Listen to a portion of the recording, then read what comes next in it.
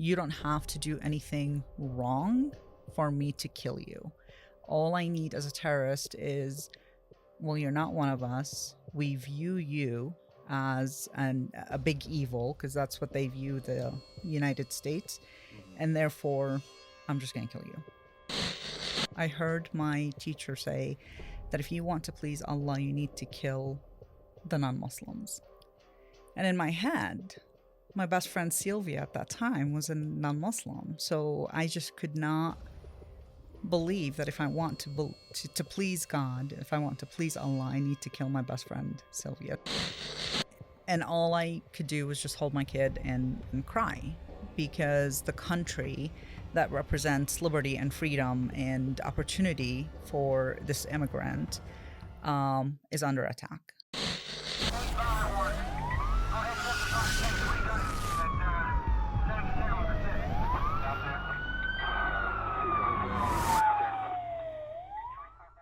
Welcome to 1023 Podcast, from on scene to on air with those who were there.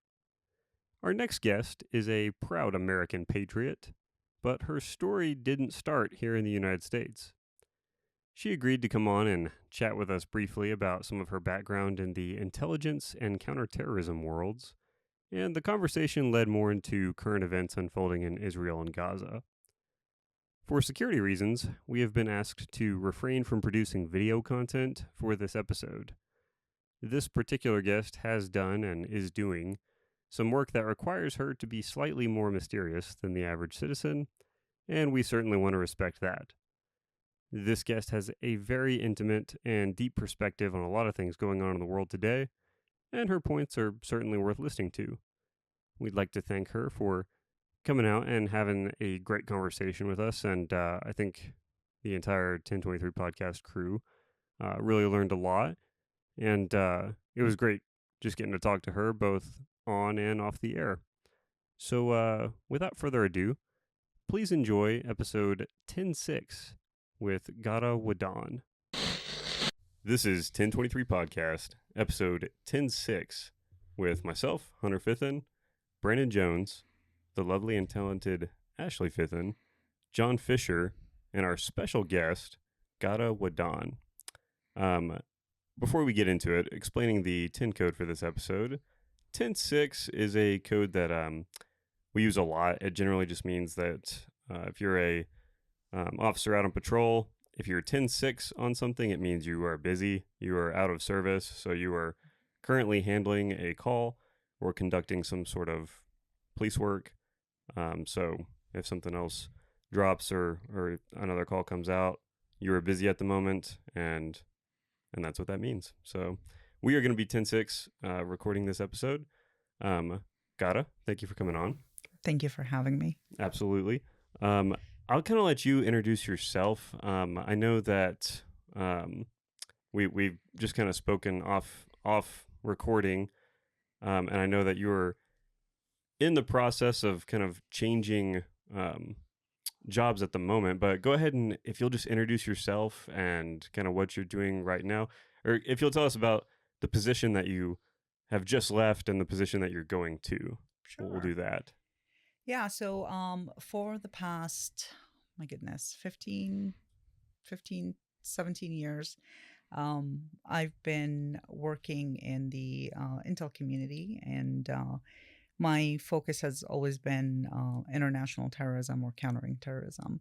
So I was very fortunate enough to come to the Panhandle and work for County Sheriff's Office, where I was the intel analyst, partnered with so many law enforcement agencies, including yours. To kind of just, I guess, get into it, this episode is going to be all about you, all about Ghada. And so you have a super interesting story. I think I've heard probably more about you before we met up today to record this episode than I hear about just a lot of other people that are in our line of work. And so would you go ahead and just tell us, like, where were you born? Where are you from? And we'll just kind of start telling the story of Ghada Wahdan. Well, I don't know if it's an interesting story, but it's a story. So I was born and raised in Kuwait. My parents are Palestinians from the West Bank, and my father immigrated to Kuwait because of economic opportunities. And I was born there. I lived there for about 14 years. I come from a big, huge family. And thankfully, I don't know if it was all the stars aligned for my father or if he had an inside knowledge, but he left Kuwait. He had plans to immigrate Kuwait 6 months before Saddam invaded Kuwait. We've always had a relationship with the United States. We had, grandmas and relatives living in the United States, so we would come and visit during summer vacations. So I've had ties to the United States, specifically Colorado, since I was 5 years old, and went to high school in Colorado. Then I became a beach bum after graduation. I was in San Diego for quite some time, and then came to Colorado, and that's when 9/11 happened. And I decided that really would like to take the experience, cultural, religious, and political experience that I gained in Kuwait, and also being very close with Middle Eastern communities, and kind of put that to work and help the United States. So this is how I got introduced to the Intel community and how I ended up doing what I do right now. I see. So rewinding a little bit. So you're born in Kuwait. And then I know we spoke about this briefly over breakfast, but tell us a little bit about how long were you in Kuwait and what was it like growing up there? It was, I was very blessed to have that experience being born in Kuwait. I went to a private school, but Kuwait wasn't a very strict country. We had a lot of, I was exposed to a lot of people from different backgrounds. You had the Egyptians and Lebanese and Pakistanis and, other nationalities. So I went to a private school. Women were able to drive back in the 70s and the 80s. You did not have to cover, kind of like what we saw Saudi Arabia kind of go through recently and what the Iranians are going through right now. So you had a lot of freedoms, and we had a lot of workers from other countries. So that kind of gave us some exposure to the West. So it was a very progressive little country that I grew up in. The school that I attended had ties to the Palestinian Liberation Organization. The principal at that time was a member of the PLO, which is designated terrorist organization. So when I was 9 years old, we had Yasser Arafat, who came into school, and he addressed us, and you really never think about it because it was something normal. He was living in Kuwait in exile, so and obviously he had a relationship, working relationship with our principal, so she invited him over to kind of address little elementary kids and talk about the cause, which is what they call the Palestinian issue, and encourage us to become suicide bombers. Yes, that's a very lucrative career field from what I hear. So I don't know about that, but but you really, so even though Kuwait was a very progressive country, the way that they look at what we would call here terrorists, obviously they see them or they view them as freedom fighters. So when I came home and told my dad, hey, Yasser Arafat was there, okay, great. Mm-hmm. Wow. But imagine in the United States if your kid showed up and said, hey, Hitler came. Right. Yeah. We saw Hitler today. That is so wild. So I guess my question is how was that message in what way was that shared with you as you said 9 years old? Yes. Because I'm sure it wasn't hey, hello kids, have you considered suicide? Like how do they So, branch off and do that? so it's sometimes it's really difficult to explain that to the Western mind, um, because there are things that we value here in the United States or in the West that maybe are not as valued in the Middle East. And it really starts with a religion. So I grew up in a Sunni Muslim household. We were not strict. My father was more on the cultural side than we were on the religious side. So we did not have to cover or do any of that. But in Islam, it unfortunately, the religion does promote anti-Semitism. So as long as you have that indoctrination of hating the Jews, and also I don't know if you guys are familiar with the doctrine of jihad. Somewhat. So in Islam, there isn't any guarantee to get to heaven with good deeds, because that, sometimes, we don't know. Sometimes you might have a lot of good deeds and sometimes you will sin because you're a human. But the only guarantee in Islam is if you die in jihad. And if you die in jihad, then you would be automatically taken from earth. And Islam defines dying in jihad. If you go through a battle and you are fighting Allah's enemies, if you die in that battle, then God is going to take you immediately to heaven. So in Islam, in the Quran, there are a lot of scriptures that talks about the Jews and also the Christians not being believers of Islam, so we need to fight them. So having Yasser Arafat come to my elementary school and talk about fighting and killing the Jews was something that was aligned with the religious teachings that we received in Kuwait. I see. Yeah, okay. Well, that makes more sense. I mean, if it's it sounds like part of the culture there that everyone's on board with this idea, and so it's not shocking, that someone would come in and say something that everyone's already familiar with.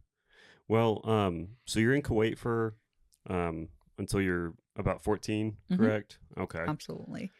And then we moved to Colorado. We immigrated to Colorado and lived there permanently. And this is when I really started adapting more and assimilating to the Middle Eastern culture. The American culture. I started getting away from the Middle Eastern culture. There were so many freedoms and love and liberty with the American culture that I really never experienced, even in my progressive life in Kuwait. Definitely one of the things that changed in me is I became less interested in following Islam and more interested in converting to the Christian faith, which I did when I was 18 years old. If you look at Islam, and there are a lot of wonderful, amazing, peaceful Muslims, but if you look at that religion, it just did not fit with me, and I rejected it. Didn't want to hear another verse about killing Jews and killing innocent people. And what really triggered this thought is I remember when I was 10 years old, I was in my Islamic study class. And one of my friends, she was a Christian, a Syrian. And I heard my teacher say that if you want to please Allah, you need to kill the non-Muslims. And in my head, my best friend Sylvia at that time was a non-Muslim. So I just could not believe that if I want to please God, if I want to please Allah, I need to kill my best friend Sylvia. So Yeah. came to the United States, and one of the first things before I turned 18 was to move away from Islam and embrace Christianity. I see. Was there any pushback from your family on that? Oh my God, yes.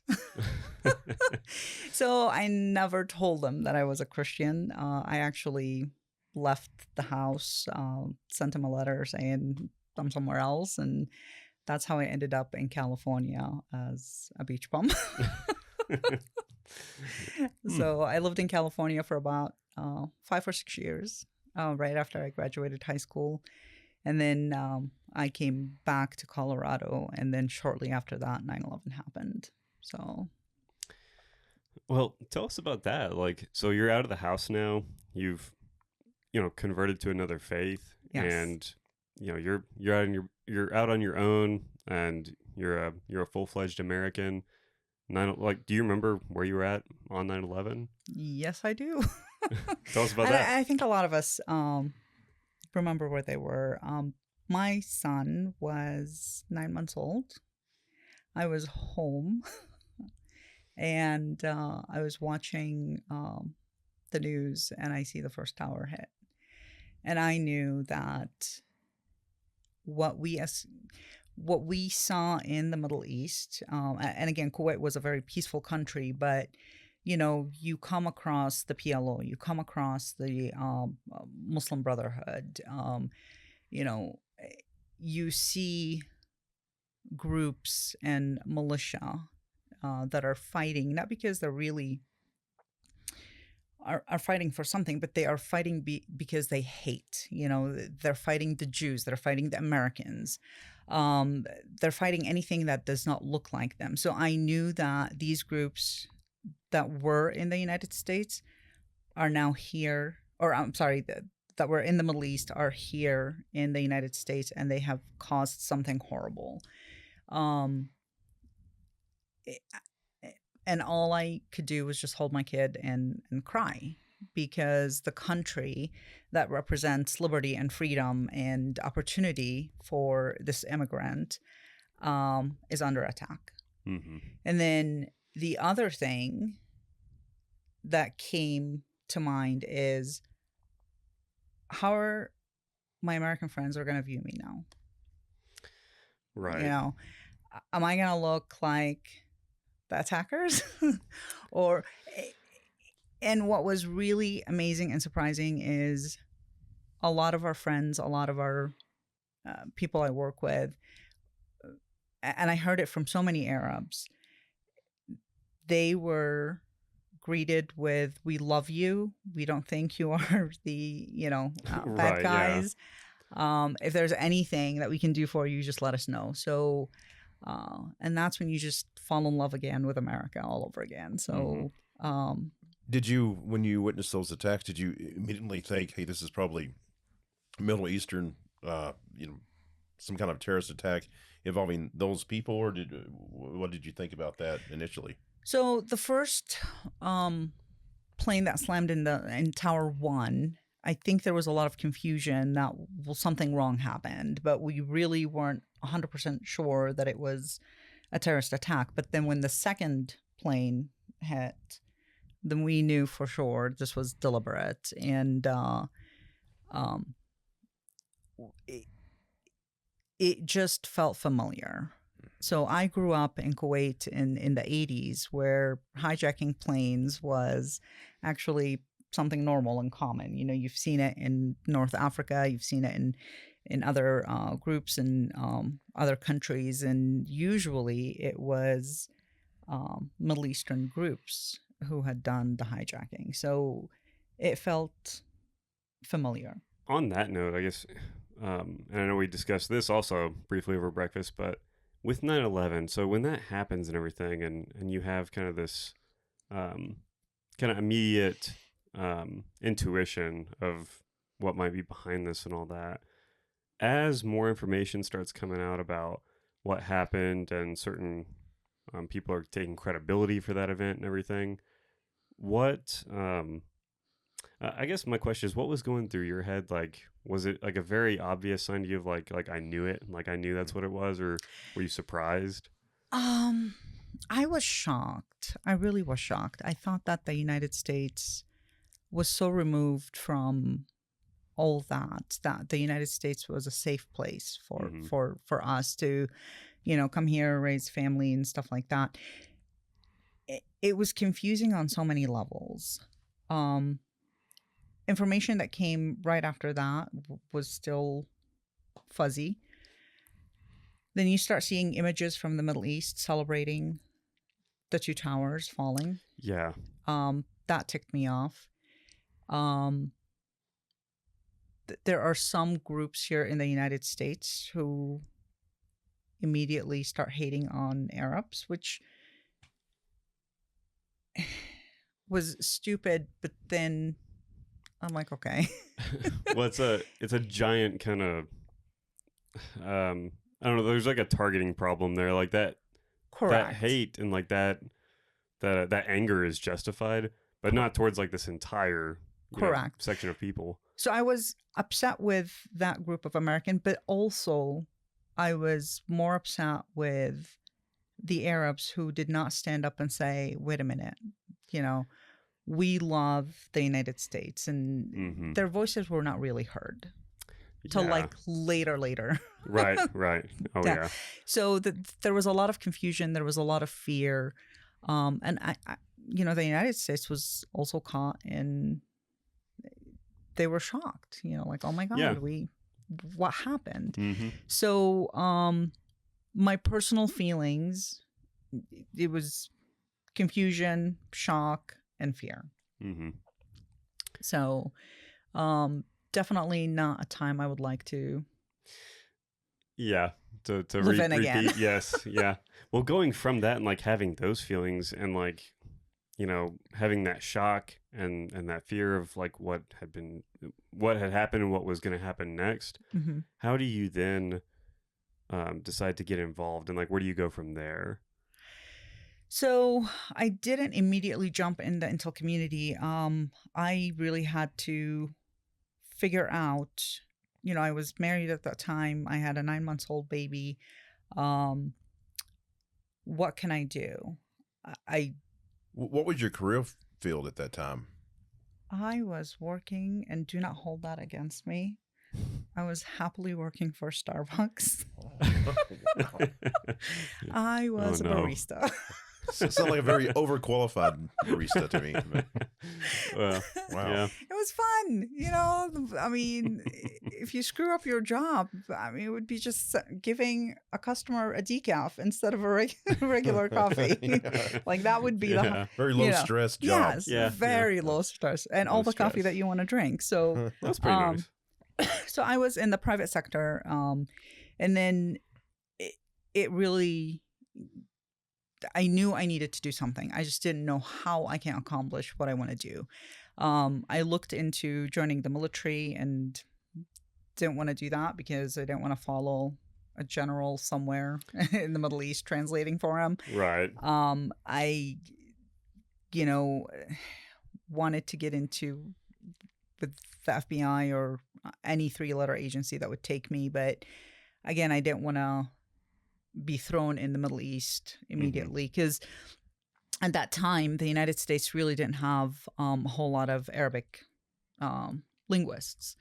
And it was a race to hire as many. And the target was, okay, we need to send them to the Middle East to kind of figure out what's happening. So I decided to just finish my education. I ended up going back to school.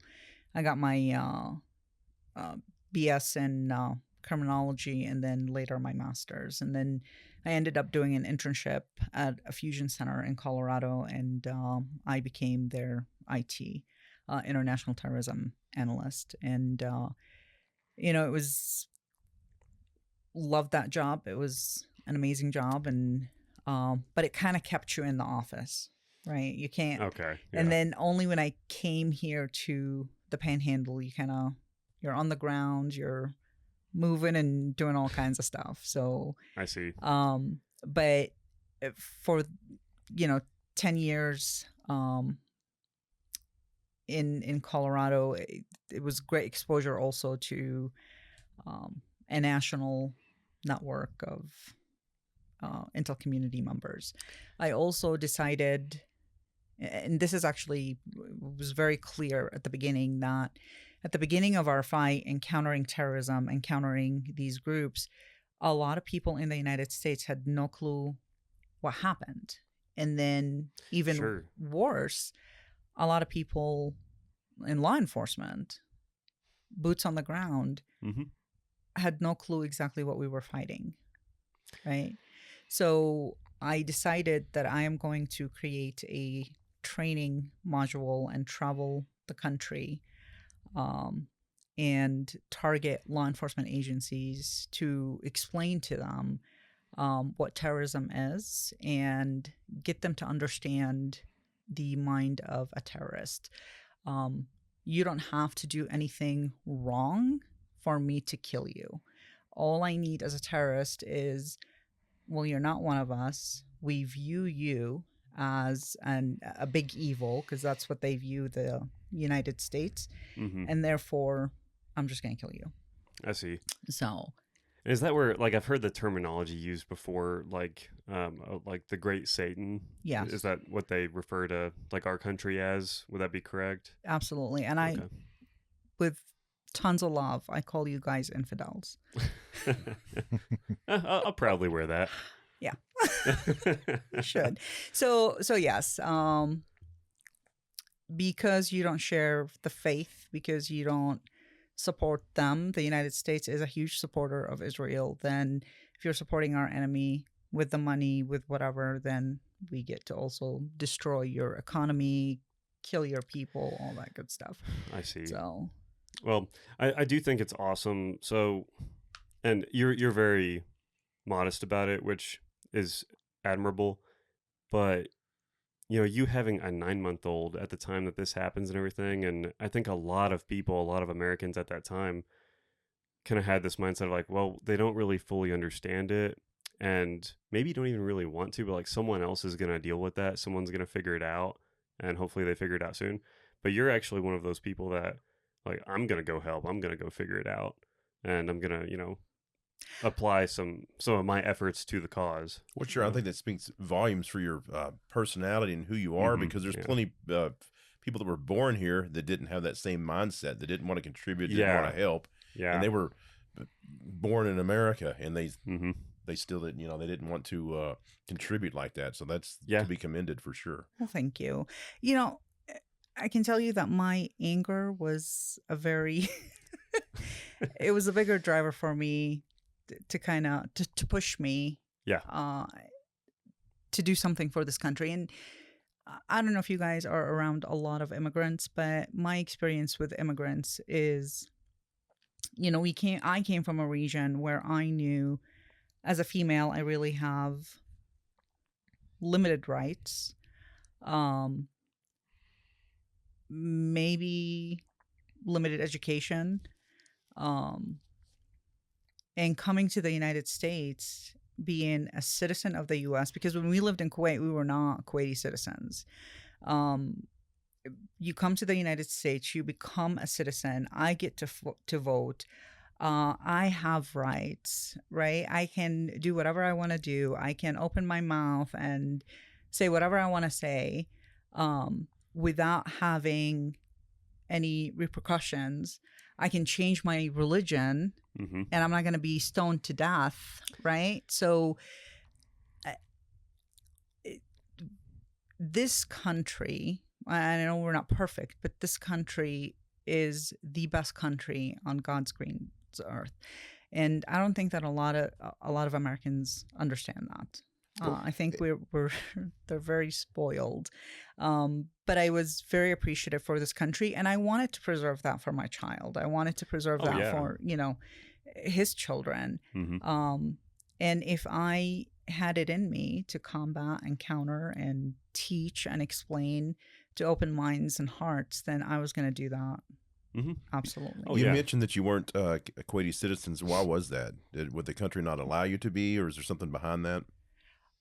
Well, Arabs happen to be a little bit prejudiced against each other. So, you know, the United States, we share the idea that we are all Americans. So we really don't see any differences for the most part, whether you are Black, Hispanic, white, from Ireland, whatever, your ethnic background really doesn't um, come into question as long as you're an American. We share that. But in the Middle East, you got ethnic, tribal, um, religious sects that absolutely um, separates people. So, because my parents are Palestinians and they are not of a Kuwaiti blood, we could have a residency there that my father had to renew, I believe, every year um, to earn a living, but we could not have the citizenship of the country that I was born in. Hmm. It's interesting, and you don't hear that on the news, or you don't hear people talk about that. That they see all the opportunities that people are afforded in the United States, regardless of where they're from, versus these other countries. And it's a little ironic that they talk about us and being unfair. And like you said, America's not perfect, but we give a lot of different people more opportunity than probably any other country in the world. And I don't think that's ever put out there like it should be, whether it be in the media or by other countries. Mm-hmm. Absolutely. We don't talk about, they don't highlight, and there is a lot of racism in the Middle East. So Kuwaitis might not like people from the Levant area, for example. Um, Arabs are very racist when it comes to skin color. If we go back to history, you'll see that a lot of Muslims were not white people, but Muslims were responsible for slavery, right? Yeah. If you go back in the 1800s, I mean, a lot of white people were slaves in North Africa and throughout the Middle East. So yeah, racism and slavery and ethnic conflict is very rampant in the Middle East.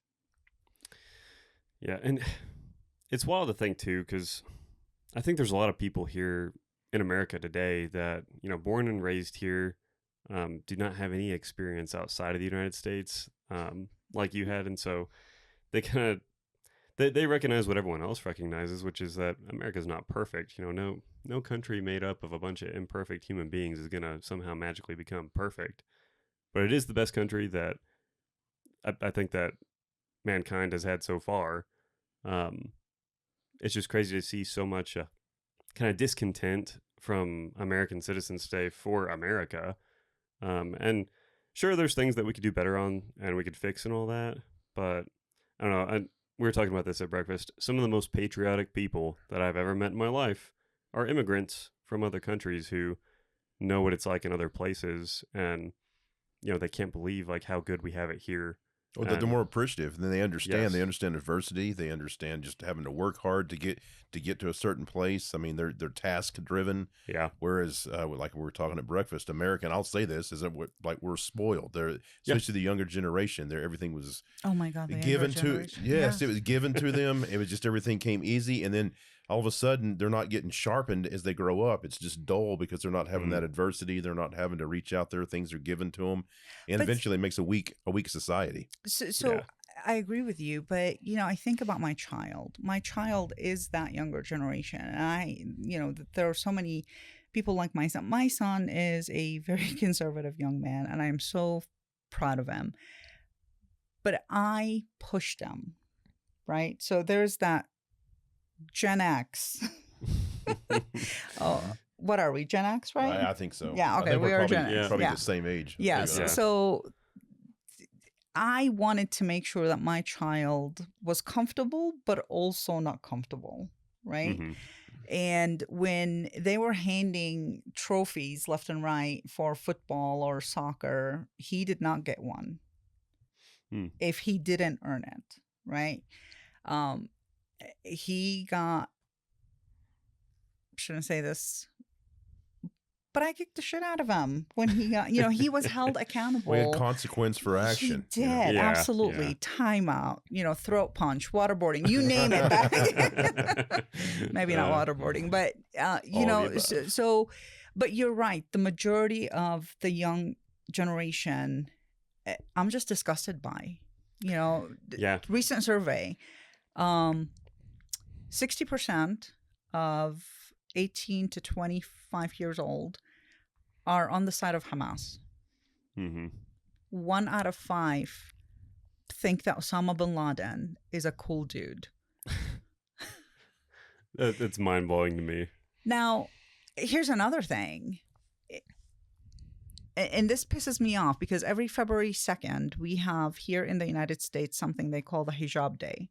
And I got asked one time when I was in Colorado if I would like to participate in that by a white liberal lady. And I was just looking at her, and it took everything for me not to physically attack her.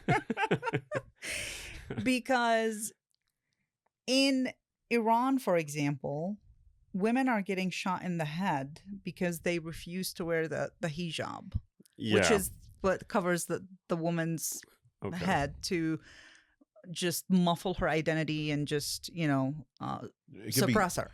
Considered a form of repression against Correct. women. Yeah, absolutely. yeah. And the reason why women wear the hijab, and they can tell you, oh my God, we're just doing this because we're very modest, blah, blah, blah. But in the Quran, it says that women are responsible if the men have impure thoughts. So it's not your thought. It's not. I'm not going to hold the man accountable. I'm going to hold the women accountable. So it's to me, it's a constant reminder that we are the source of sin, right?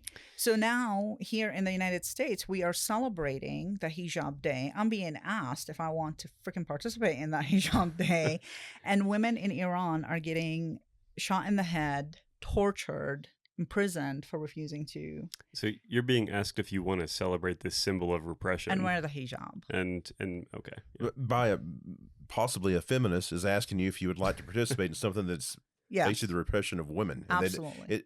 Clueless, or Some what American is the background of that? Ignorance. Yeah. It's absolutely ignorance. Yeah.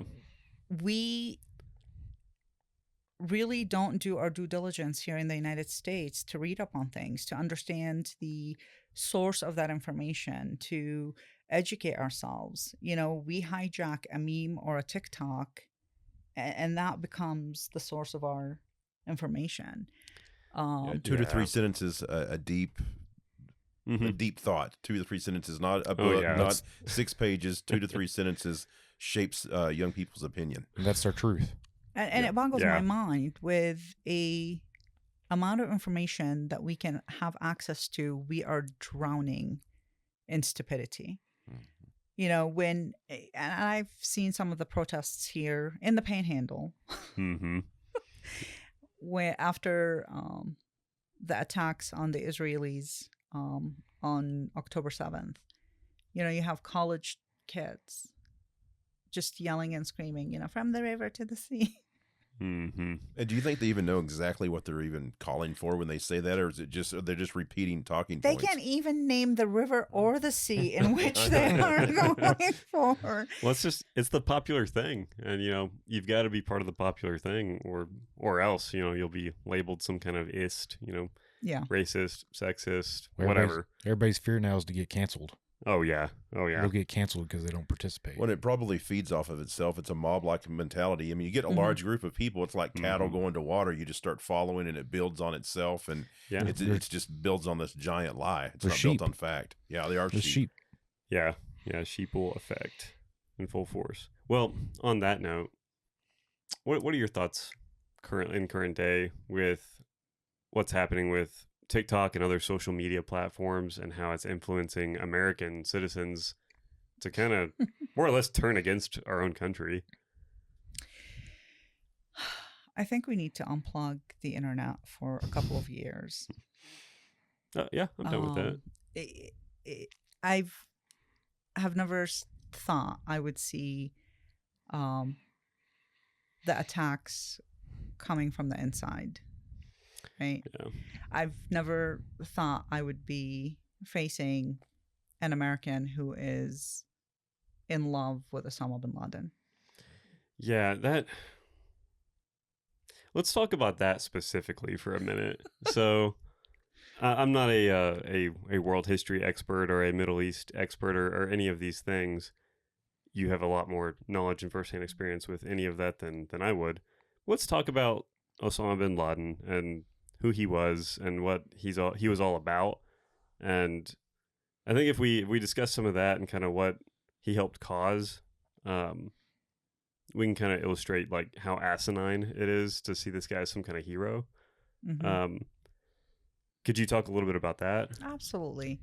So Osama bin Laden was a Saudi national and comes from a very wealthy, huge family. I mean, he has relatives in Europe and even in the United States who are so liberal. I think he has actually a niece who is a Trump supporter. Oh, that's interesting. And she's somewhere in Europe, but you guys can find her on on social media. But he was an extremist. He was trained by the CIA to fight in the Afghan war when they were getting attacked by the Russians. The United States didn't want to see Russia expand, so Basically, once again, a proxy war. yes. Proxy war. So once again, we partner with the wrong side.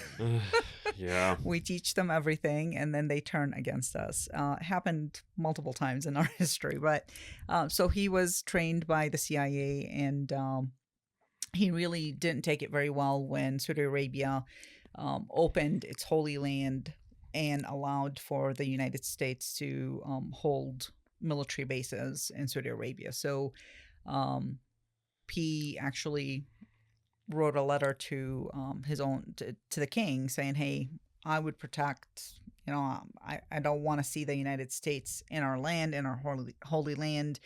You can use us. I have a group here," and of course they laughed at him and said, "No, we're going to partner with the U.S. Mm-hmm. They have it more together," and that kind of ticked him off. So he got kicked out of Saudi Arabia, and I believe they stripped his citizenship at that time. He went to Khartoum in Sudan, and then from there he moves to Afghanistan or Pakistan, bounces back and forth, and that's where he organizes the 9/11 attacks, funds it.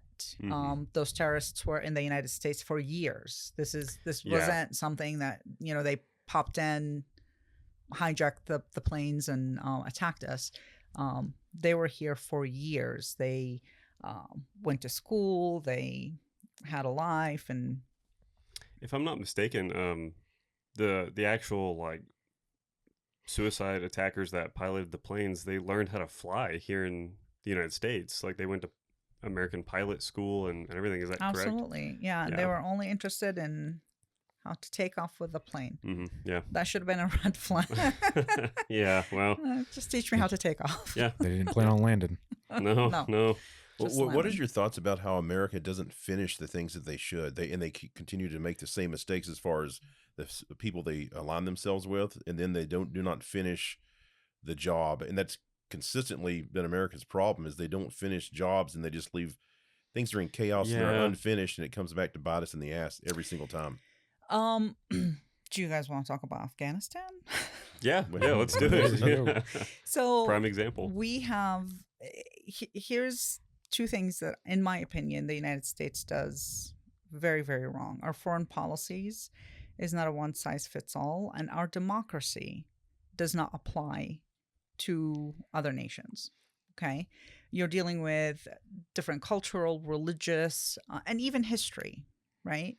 So our democracy is a U.S. democracy, and we shouldn't be arrogant to say, you know what, I am going to duplicate what we have in the United States with women rights and, minority rights and LGBTQ plus rights, and put that in the Middle East. not going to take off.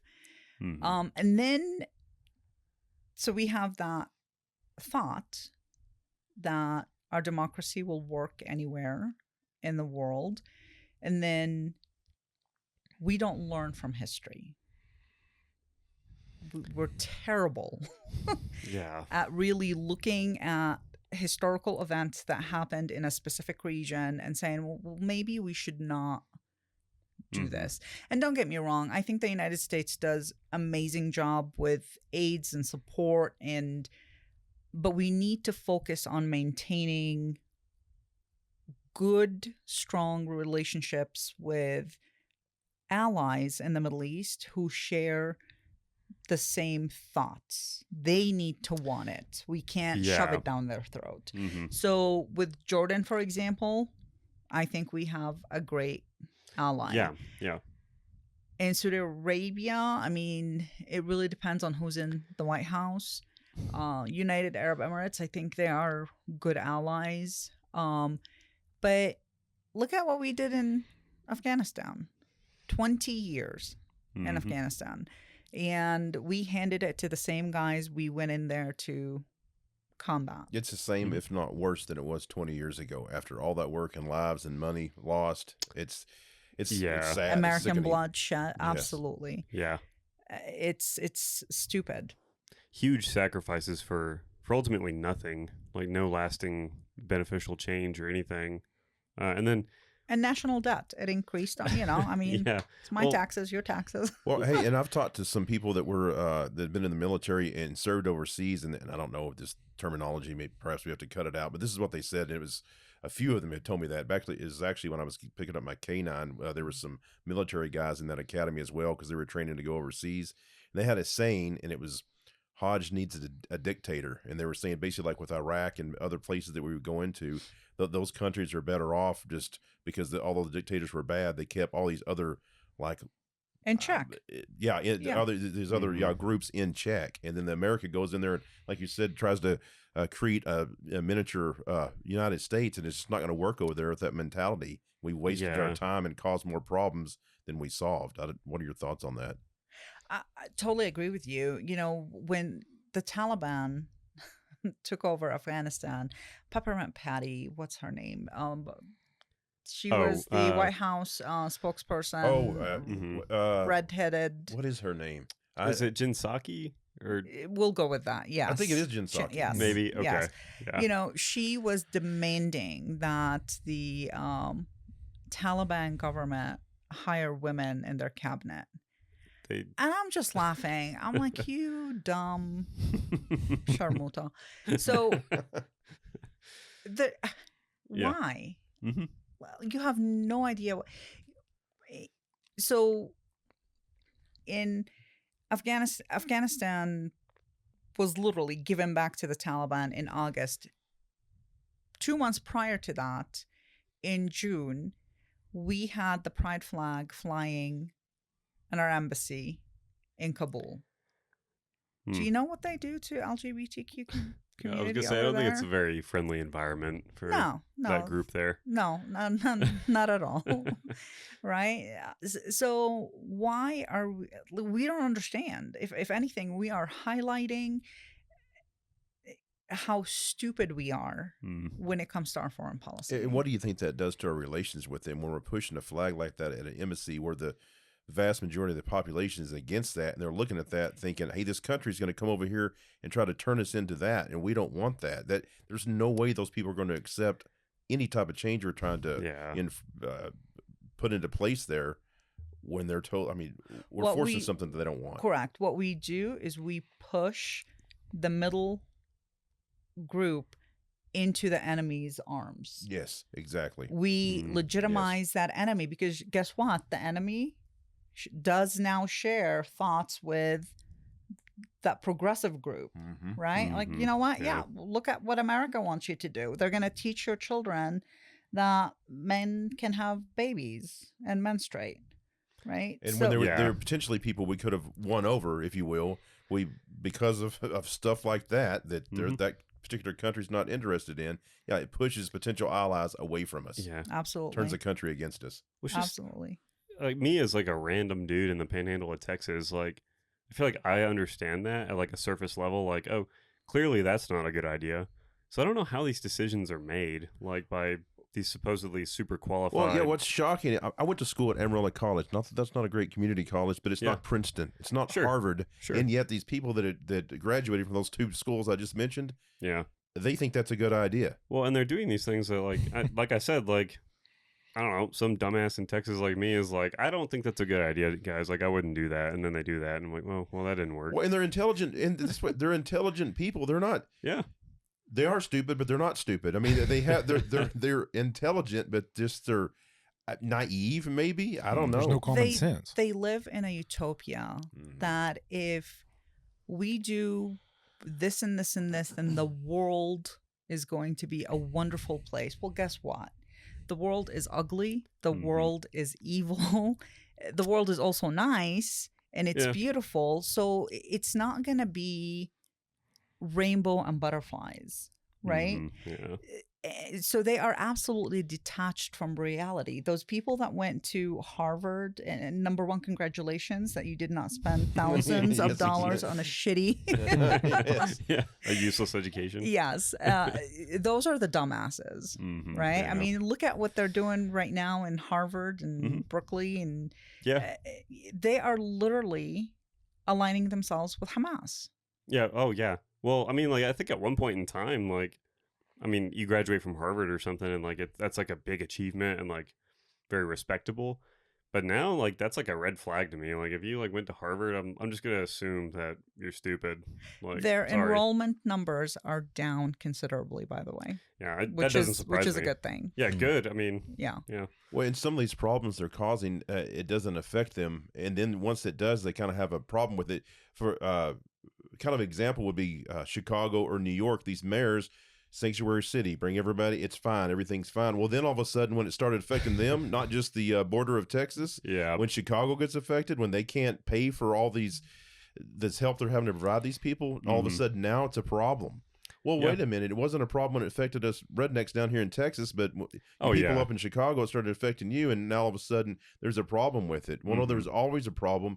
You could just stand on your high horse because it didn't affect you, and you could say these things, but now it's personal to you. It's just that we could talk about that on a local level with crime, how like some of our commissioners are very difficult to get certain budget things passed through them. Well, it's because they live in a little bubble because they went to school at Texas Tech or wherever, and they have, drinks with their buddies at noon and everything's perfect. Well, it's because their daughter's not on meth, right? It's because their truck, it's still in the driveway. Their son's not tricking himself out for a gram of meth. I mean, he doesn't have all this hardcore drama going on within their life. Everything's perfect. But once it's not, well, then they want to spend money on law enforcement. Or if it's not, then they want to have immigration reform. I mean, they want to have the border closed if it affects them. To me, it seems like a lot of times it boils down to like a lack of true understanding, and then just like a very selfish mindset of like, I don't know, I'm going to enact these policies or support this or not support that because it benefits me like in the short term. And like, my neighbor's house could be on fire, but that's really not my problem.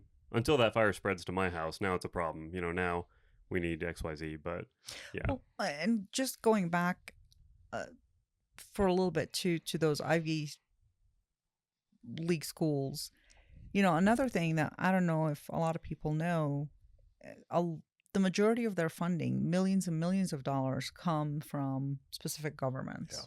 Right. So Qatar, for example, and this just came out recently, they have contributed billions of dollars for George Washington and other schools on the East Coast. So they will, I mean, that is literally changing minds. Yeah. Changing how professors are teaching. Yeah. Well, I mean, they're buying influence for a certain ideology, Correct. a certain worldview. And where do you think that money's coming from? I know it's coming from those other countries, but who within those other countries are getting that money and sending it over here to change America? I mean, there's a purpose behind it. Not trying to be too conspiracy theoried up, but there's a reason for all of it. There's a reason why China is buying up land. There's a reason why these other adversary countries to us are sinking money into our colleges to try to change minds. There's a reason for that. Yeah, well, I would agree.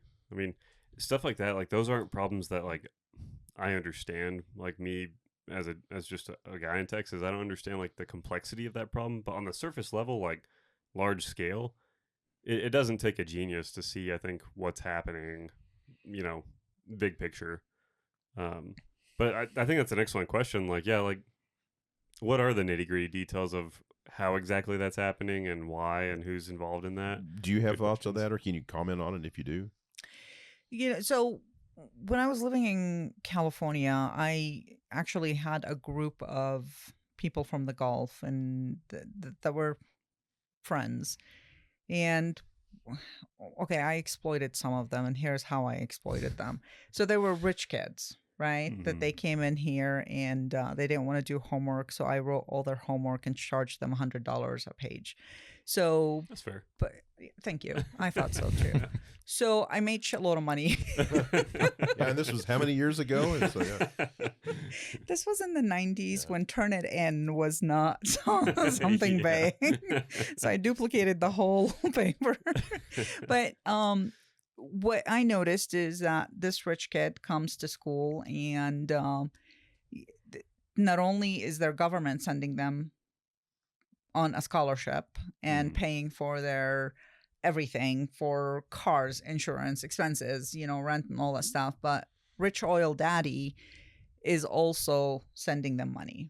Mm. And this kid has to come back home with a degree because it's a status thing. Even though this kid never, ever probably did not attend the majority of their classes or a big bulk of their classes, that money starts going in as a donation. And then that kid all of a sudden would have A's and B's.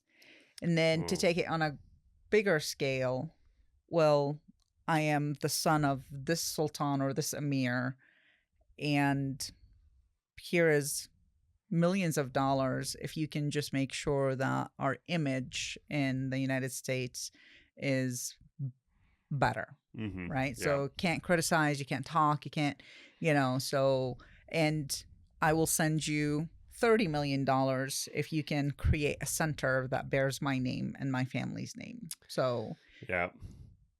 So selfish, ego-driven absolutely. stuff. Wow. Absolutely. And that's where you start seeing our rights in the United States being violated. I Yeah. mean, not too long ago, you had 3 presidents from 3 Ivy Leagues, and they could not muster the strength to say yelling, from the river to the sea is an anti-Semitic and Jews are being bullied, and that is wrong. I think there's a lot of stuff like that, like where you have people who come from Ivy League schools or whatever who may have like the degrees, they have the credentials behind their name or whatever, but then they get in like political politically powerful positions, even as high as the president of the United States, and they're really not that well educated because they had someone else write all their papers, for example, and they don't really know what they're talking about, and they don't want to say the wrong things, so they kind of just agree with whatever's popular, and then other people tell them what to say or how to cast their vote or open up this center or whatever. And I don't know, I think a lot of times, not to get too off into the weeds, but I think that kind of the rich and powerful, the elite, the owners of corporations and everything kind of control politics to a much higher degree than I think a lot of us realize. Always heard the politicians owe them because they've Yeah. supported them through, basically financial. Mm-hmm. Yeah. Well, they made their Donations and whole everything. lifestyle Yeah. possible. Mhm. I met a lot of PhD holders, and some were smart and incredible, Mhm. but some were just dumbasses. Yeah. And you could, I mean, Yeah. Well, I went to college at a local college just here in Texas, and I had some college professors that are super intelligent, very well versed in their field of study, and who are great. And then some of the stupidest people I've ever met in my life are college professors who in different demand areas. that you call them doctor something. Yes, yeah, they're Dr. So and so. What are they a doctor of? I don't really know, but Philosophy. yeah, sure, philosophy, yeah. But no, that stuff is wild. Yeah, that was a little bit of a rabbit trail. Do you want to take a break real quick? I kind of gotta pee. Okay. Yes, yeah. please. Well then. Okay.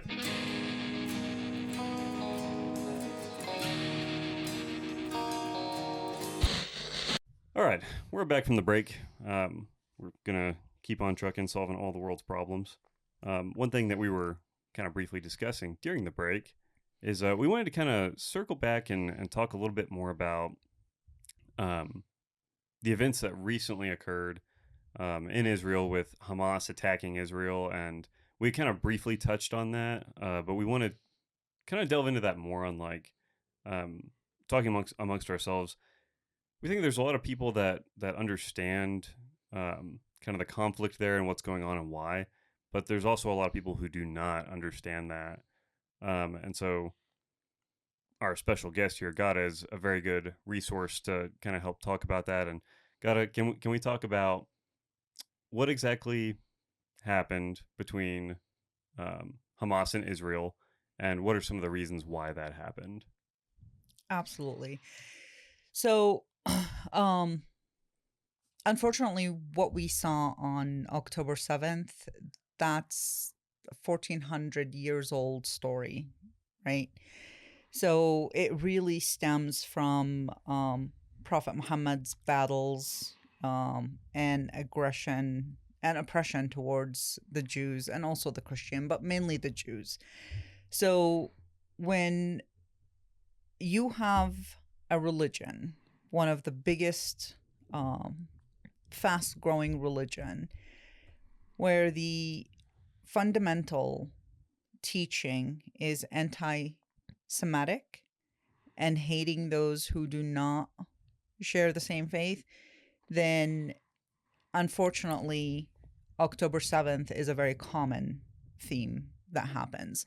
I can bore you to death with stories and scriptures in the Quran that talks about killing the Jews, but I'm not going to do that. But what I'm going to share with you is one of my favorite quotes by Golda Meir, who was a former prime minister. I think it was back in the 70s. And one of the most powerful things she ever said is, we can we can forgive the Arabs for killing our children, but we can never forgive them for forcing us to kill their children. We can only have peace with the Arabs if they learn to love their children more than they hate us. Okay? And the Muslim-Jewish conflict is extremely simple. It's simple because you can go back to the Torah, to the Bible, and also to the Quran, and find concrete evidence that this piece of land that's been contested and been fought over truly belongs to the Jews. Okay? However, you have the Palestinians who like to start history from 1948. Now, I'm telling you this because I'm an Arab. I grew up as a Muslim. I also am a Palestinian. And one of the most wonderful things that I found out through DNA testing is I'm also part Jew. Really? Yes. All right. So you talk about combo. internal conflict. Yeah. And I'm American too. So, but you just go, hey, I'm just gonna go and spend $100, do my DNA testing, figure out where my ancestries are coming, where they were from, and I was really pretty sure that I'm throwing $100 in the trash because it's gonna come back with like one little circle that says that you are from the Levant area. Yeah. I was only 60% Arab. The rest was from like Turkey, Greek, and then I was also Jewish. So Wow. Jewish, it's not a religion, it's also an ethnic group. So Right. they're Jewish because of what they believe in, but they're also from Judea. Mm-hmm. which is where the West Bank is. So what happened on October 7th is something that was drilled into us in our teaching, in our books, in the Quran, in the songs and cartoons that we used to watch. They always feed you this sick narrative that your goal is to rid our holy land, Jerusalem, from the evil Jews, because this is an Islamic land, and it's not. I see. So one of the things that, you know, if you're really tracking of what the IDF currently is doing, they are going into United Nations schools, funded schools, with books and pamphlets and modules, and with that's 100% anti-Semitic. The teachers are part of Hamas. Okay. Underneath the schools and the hospitals, there are tunnels that were used by Hamas as a command center, where they conducted a lot of their attacks. Missiles that are being launched from hospitals and schools and mosques, right? Yeah. So, in my opinion, the biggest lie that we're ever told to the Arabs is that the Jews are your enemy and fighting to free Jerusalem is a good cause. It's a good cause to strap a bomb on your 5-year-old and have him clear a checkpoint and kill Jews.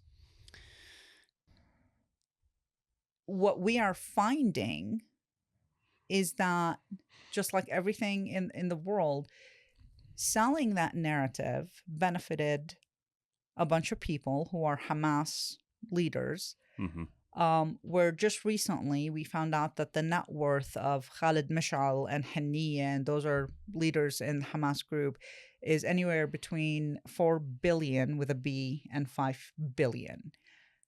But in Gaza, we have children who are malnourished, can't find medicine, undereducated, and they are being forced to fight and kill the Jews. So you have an evil terrorist organization, Hamas, Mm-hmm. that is selling their own people, killing their own people to kill the Jews. And the only reason why they're doing this, they're selling an Islamic narrative, but they're also benefiting from that considerably. The two leaders that I just named, their children do not live in Gaza. Their children are in bougie, fancy hotels and homes in Qatar, Turkey, enjoying life, while a lot of innocent children are dying. Imagine that. So, what is your opinion? How do we? So, like this kind of insane. I'm going to call it an insane ideology of like, hey, we have to exterminate this entire group of people because I don't know, reasons, the way we're brought up, and we have this misunderstanding about who has the rights to be here, and there's a lot that goes into that. But whenever it gets to the point of, I'm so bought into this that I'm willing to strap explosives to a 5-year-old to go kill people that I don't even know, who have never done anything to me, who are not armed or anything. They're not combatants of any kind. Whenever someone is that hell-bent on this ideology and they're going to do something like that, what is your opinion? Like, how do we address this at this point? Like, when people are conducting these types of terror operations, how do you fight that? How do you stop it? Recently, I'm just going to pivot a little bit to Saudi Arabia. Mm-hmm. Recently in Saudi Arabia with the new crown prince, Mohammed bin Salman, he took 10,000 radical imams and killed, jailed, or deported those radicals. And he made it his goal to modernize Islam. Okay, it really starts with the religion.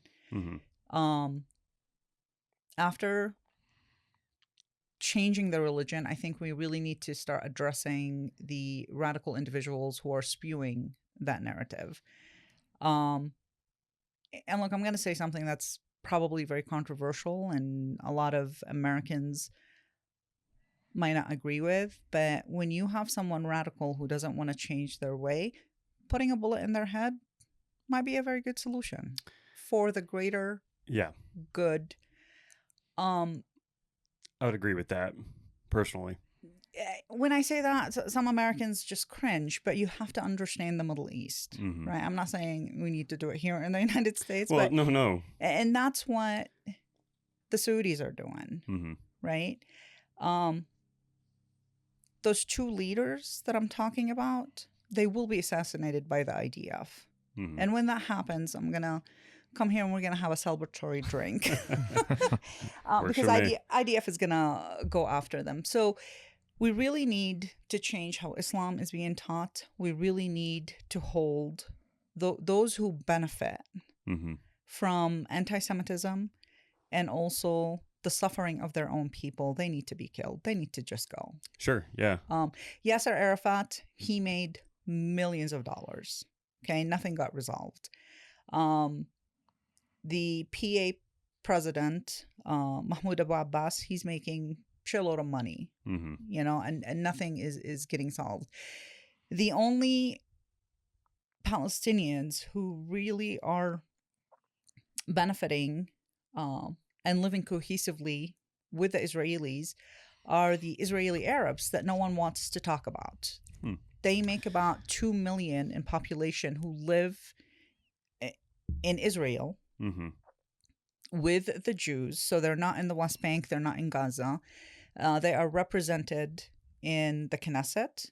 They are doctors. They are politicians. They are thriving under Israel. Israel is the only democracy that exists in the United States. After the Abraham Accords, and I don't know if you guys are familiar with that or not, but, you know, President Somewhat. Trump, Yeah. he arranged an agreement that's, you know, hey, Mm-hmm. Israel is really not that bad. You guys need to Right. partner. And United Arab Emirates is actually an amazing country that's been very vocal about being a good friend to Israel. Sure. We have so many countries who signed up under the Abraham Accords. But when Saudi Arabia start talking to Israel Mm-hmm. to sign the Abraham Accord, that's when Hamas, with the support of Iran and under the direction of Iran, Mm-hmm. decided to kind of F it up for I see. that. And the idea was, well, if we provoke Israel Mm-hmm. and Israel start killing innocent Palestinians, Right. then Saudi Arabia is not going to sign that agreement. Because how could we, as Muslims, fathom the idea that the birthplace of our Prophet Muhammad Mm-hmm. is now entering a peaceful agreement with Israel?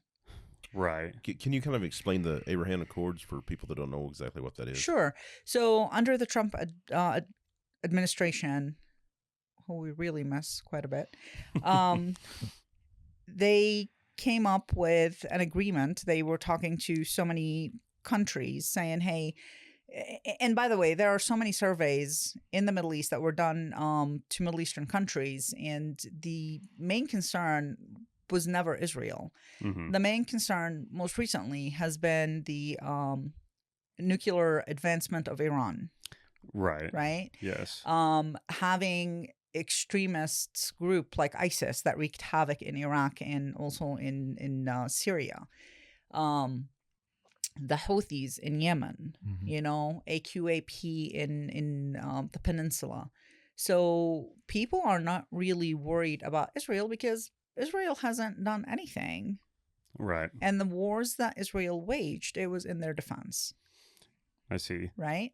So the Trump administration brokered an agreement with countries highlighting benefits of signing that agreement with Israel. Israel is a very impressive country when it comes to technology. The world is in debt to a lot of advancement, a lot of creations that Israel has came out with. So it's not the boogeyman like we were taught as children, Right. right? Yeah. So to screw the whole entire thing for those two countries, for Israel and Saudi Arabia, Hamas did what they did, and it was horrible. I see. Well, yeah, clearly horrible attack, and yeah, and so kind of circling back to our controversial opinion of people who are that hell bent on this ideology, who are that hell bent on that kind of evil, like really the only solution being to take them out permanently.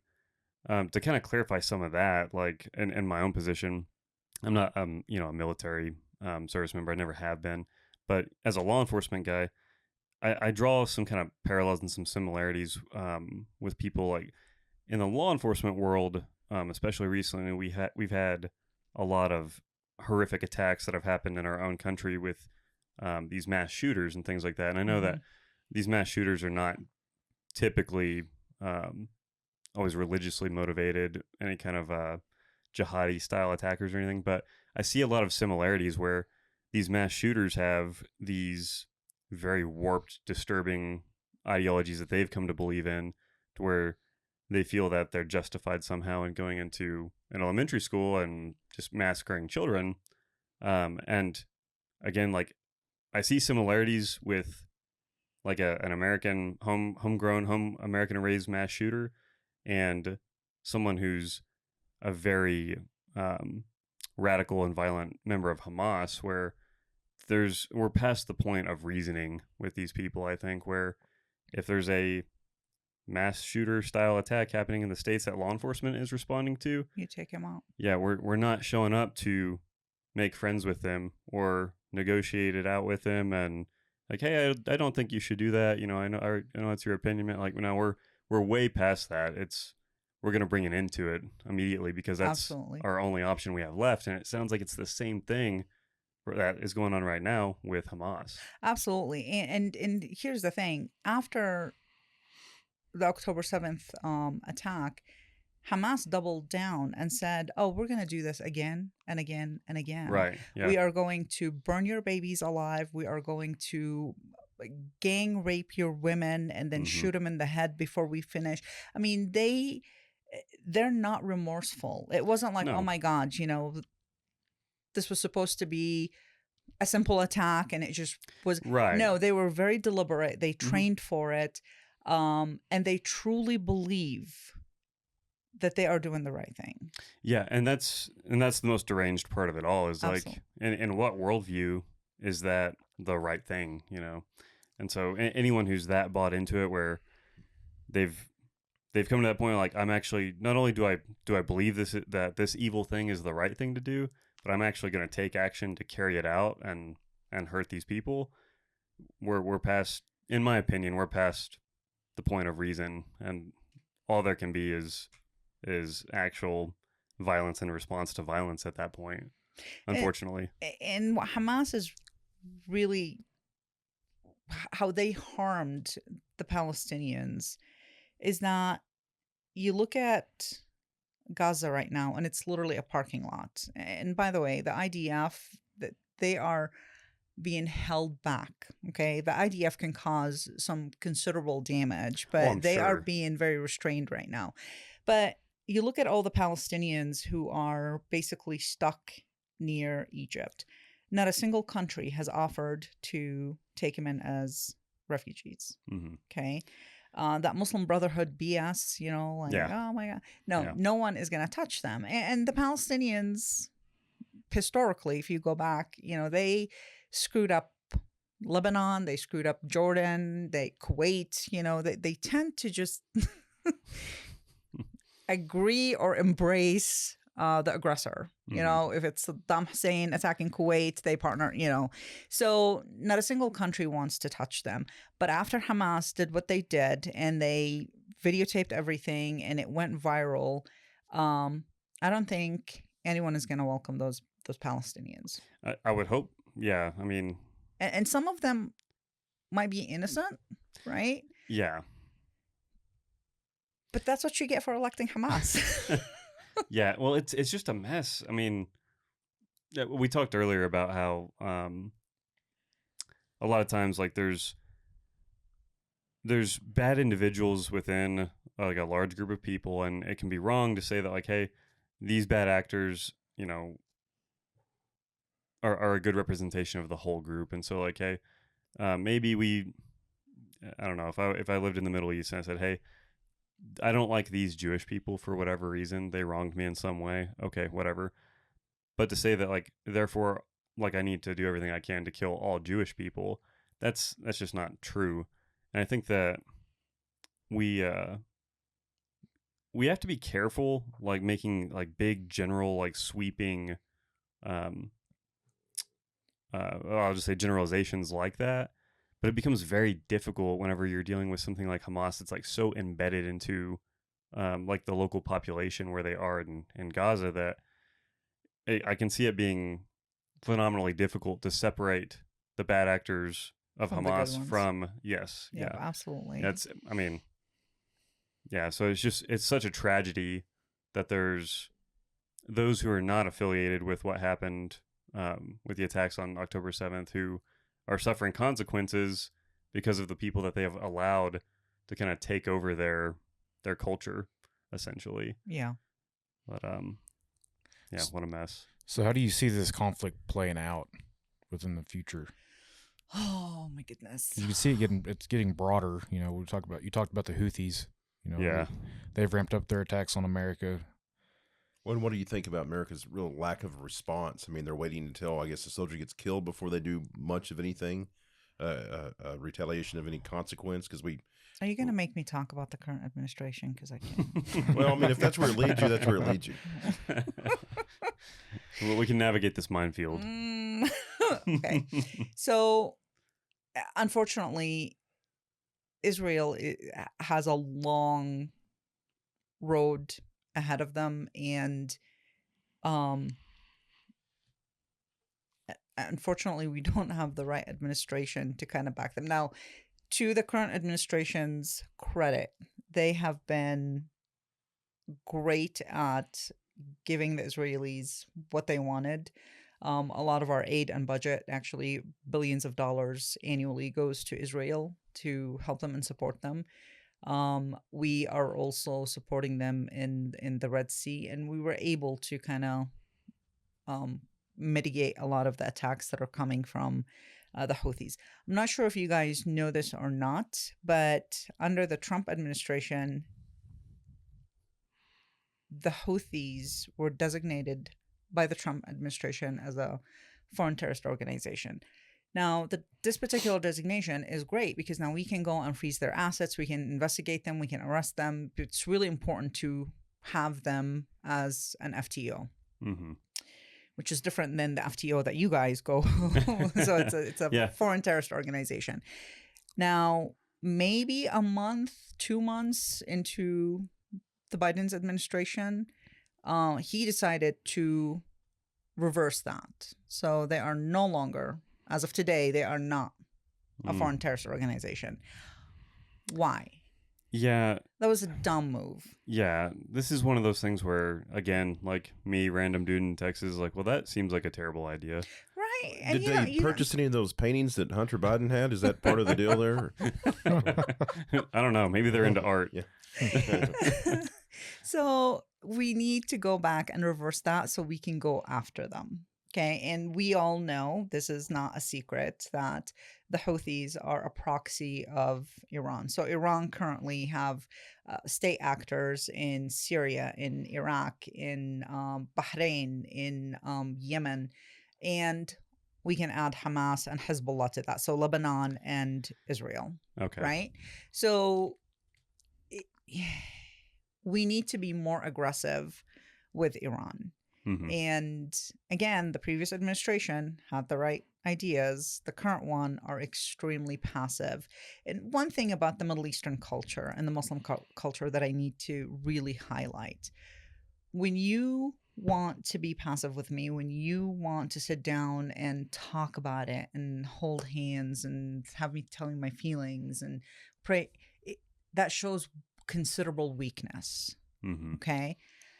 But if you are very strict, you are very direct, you are not beating around the bush, you are not sugarcoating, now I'm going to give you my attention and my respect because I know where you're coming from.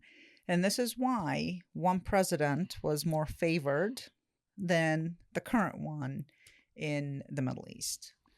Well, that makes sense. Yeah, it's understandable. So going back to your question, like, how do you see what's happening right now? Number one priority is to get the hostages back and to break Hamas, which they are doing a great job in that. Now, the second phase will probably be going after the Hamas leaders to assassinate them. Are you guys familiar with, you guys are so young, but the Munich attack in 1979? I'm not extremely well versed, but I'm somewhat familiar with it. Yeah. So under Golda Meir, who again loved her. So it was the first time in history that Germany was going to host the Olympics, and it was a great optics for Germany because it was going to just have them highlight themselves in a more positive view than the World War II, than the Hitler era. So this was their first time hosting the Olympics, and it was the Black September Group, which is the Palestinian Liberation Organization, became the Palestinian Liberation Organization. So the Black September members ended up going to Germany and assassinating killing 11 athletes. Okay, civilians. They were just in Germany so they can compete. There's a great movie called Munich that I highly recommend. So Golda Meir, and I much respect for the Israelis for that. It might take them years, but they are going to get you. And they are actually phenomenal when it comes to venging the death of their people. Yeah. And this is why they're going through hell to get those hostages back. Yeah. So under Golda Meir, and it took them 20 years to do this, they created separate units, and each unit was giving a target. And they were able to go globally and assassinate every single person who was responsible for the planning, funding, and organization of that attack. So this is going to be the priority for the IDF on Shin Bet. Shin Bet is the intel unit, basically. So they're going to go after Hamas leaders and anyone and probably Iranians. They've already killed an Iranian leader a couple of days ago. They'll go after the Houthis as well. Okay. Now, I don't mean to cut you off. The response, the Israeli response to the Munich attacks, that's Operation Wrath of God? Is that what they called that? Okay. Yes. So you do know more. A little bit, just a little bit, yeah. So would you predict, I guess, that they'll do something extremely similar to Operation Wrath of God in response to the recent attack by Hamas? Okay. Probably. Yeah, that's what I figured. More. Probably, larger scale. Yeah. Larger scale, yeah. That's what I predict. And the reason why it's going to be, and I don't think anyone's going to bat an eye to that, the reason why it's going to be acceptable is because we all saw those images from October 7th. Right. So they're justified. They're absolutely justified. Oh, yeah. Yeah. Well, the people who were responsible for that, who, like you said, planned it, funded it, helped carry it out, whatever. Yeah, that they absolutely need to be brought to justice. And it's weird coming from me as like from a law enforcement perspective, because in American law enforcement, we don't do any assassination type things. But I understand, It's more fun in the intel world. yeah, they're playing by a different set of rules. And so Yeah. that'll be interesting to see how that turns out. And I'm very disappointed with the United Nations. The United Nations, in my opinion, is a useless organization. Mm-hmm. Not sure what we're gonna do with that, but it needs to kind of go away at some point. The Europeans actually been cutting funds to UN organizations that's supporting the Palestinians, so that's awesome. I think we need to cut off the funding for what really fueled Hamas, right? We also need to focus on the West Bank, because there are a lot of organizations. So between the West Bank and Gaza, there are over 20 terrorist organizations that are operating. And when we talk about Gaza and Israel, we're talking about a country that's smaller than Jersey, right? Okay, So the yeah. West Bank is 24 miles by 5 miles. So it's we're not talking about a huge area here. So over 20 terrorist organization operating in there is a lot. So we really need to hold the West Bank also accountable. And thankfully, we have a lot of Arabs and a lot of governments that are not agreeing with what Hamas is doing. Before, it was like, yes, they are fighting for our Jerusalem, for Al-Aqsa. Right. But not, not these days. Yeah. No, it's changed. Now, what really worries me, though, I gotta have to say this, is the attitude of the younger generation in the United States. Yeah, well, I was just about to say, I was trying to figure out how to segue into that topic. But yeah, so with that, what are your thoughts on that? We have a lot of idiots in this country. I think Yeah, we can agree on that. Oh, yeah, no argument here. A lot of people who truly have no idea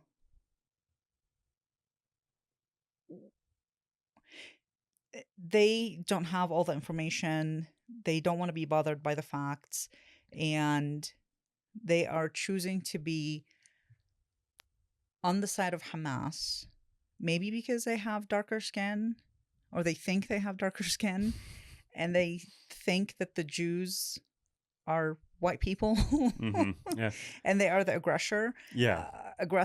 So, and the fact is, more than 60% of the Jews are from the Middle East. You have Jewish Moroccan, you have Jewish Yemenis, you have Jewish Palestinians, right? So, sure.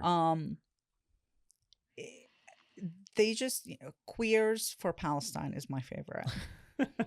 Talk more about that, because that's a interesting conundrum. I think we should send them to Gaza. Yeah. My opinion. So there was a picture that went viral shortly after the attacks, and it was queers for Palestine. Mm-hmm. And then maybe a week after that, a story in BBC reported on that a gay man in the West Bank was beheaded and his body was... Yeah. Yeah. So, again, ignorance. Yeah. The same thing happened after the Orlando attacks. I don't know if you guys remember that or not. Yes. So, the Pulse nightclub. Mateen was his name. Yes, the Pulse Club. So Mateen pledged allegiance to ISIS, and he picked a gay club to attack and killed over 50 people, I believe. It was a bunch. And then almost immediately you had gays for supporting Islam. I'm like, I don't think you read the Quran. Well, it seems like it's very two counterintuitive ideologies. Like, these things do not mix. So it's odd that someone would I don't know, claim to be part of one of those ideologies and support the other. I could try and make a good analogy off the top of my head, but I won't try because it wouldn't turn out good. And where does it come from? Where does all those ideas come from in these young people's minds? They didn't just get up off the couch one day and be like, "Hey, this is what I believe." Yes, it was put into their minds somewhere. Yeah, it starts Professor somewhere. from an Ivy League. Yeah, probably. School. Yep. I often joke and say they are ignorant, but honestly, I think in the United States we've had it so much easy. We are so spoiled, and we are so we really haven't seen what atrocity looks like, right? We haven't experienced it, right? The LGBTQ community here has a lot of they're protected by law and communities and stuff like that. And if anything happens, the law will be on their side, and rightfully so, right? You should not be attacked for anything. So, but they truly believe that they can be safe walking in Iran. Right. Or safe, the same freedoms and liberties that they are spoiled with in the United States is going to be everywhere. Yeah. Well, and it is just weird because I think if you did take several individuals from that group, the what was it, Queers for Palestine? Yeah. I think if you took them and dropped them off in Gaza, they would probably not return, because the people that they're claiming to support would possibly kill them because of the way they live their lives. Absolutely. So bizarre. Yeah, BLM was also another favorite of mine. So right after the attacks, they posted, I think it was their Chicago chapter, one of the paraglider as resembling freedom, like you're fighting for justice. I'm like, okay, I don't think you understand that Africans are Jews. There are a lot of black Jews, who were killed. Yeah. Yeah. So the Me Too movement didn't say anything about the rapes or anything like that for the longest time. Yeah, where are they at in this? Like, they've been sleeping. If ever there was a cause for them to be involved in, here it is. But okay, whatever. Yeah, I don't know. There's this weird disconnect where none of that makes sense. But here we are. So, do you think that a lot of that? I know we've kind of covered Ivy League professors and kind of where some of these really bizarre, stupid ideas come from. But do you think that is primarily being driven through like American universities or primarily being driven through social media nowadays? I think it's from everywhere. I think it's universities, and not all universities, right? Sure, yeah, not all of them. And I think majority is social media. I think our media is complicit in that. I think it's cool and very acceptable to take the side of who you perceive to be a victim and speak for them. Because then that gives you a platform. You get attention. You get a lot of clicks on your... Well, I think you can take that a step further. In the current American culture, it's cool to be a victim of something because you have the biggest platform ever. If you're, a victim of whatever it is, if you're a victim of racism or sexism or whatever kind of bigotry you want to come up with, then you get all these people wanting to support you. Yeah. And so whether or not you're really a victim of it or not, if you can make yourself out to be a victim of something, then you have a huge platform. And I think honestly, people just like the attention. They like the social media attention and the sometimes financial support that comes with it. And it's just it can be an easy way to make money, honestly. And then you also have governments who are, might be supporting your speech, and maybe they're giving you money to support you be that mouthpiece for them, especially if you're an influencer. And you mean from outside the country, but they're influencing people inside this country, but they're from the outside trying to push their agendas just kind of under the table. just sneaking in over here, basically. Absolutely. Yep. Yeah. Eh, Look at Rashida Tlaib, for example. So House Representative. I don't think she's an idiot. I really don't. I think she's smart. She's an attorney. But Good actor, right? She's a good actor. No, that's AOC. Yeah. AOC, yeah. AOC's a great actor, but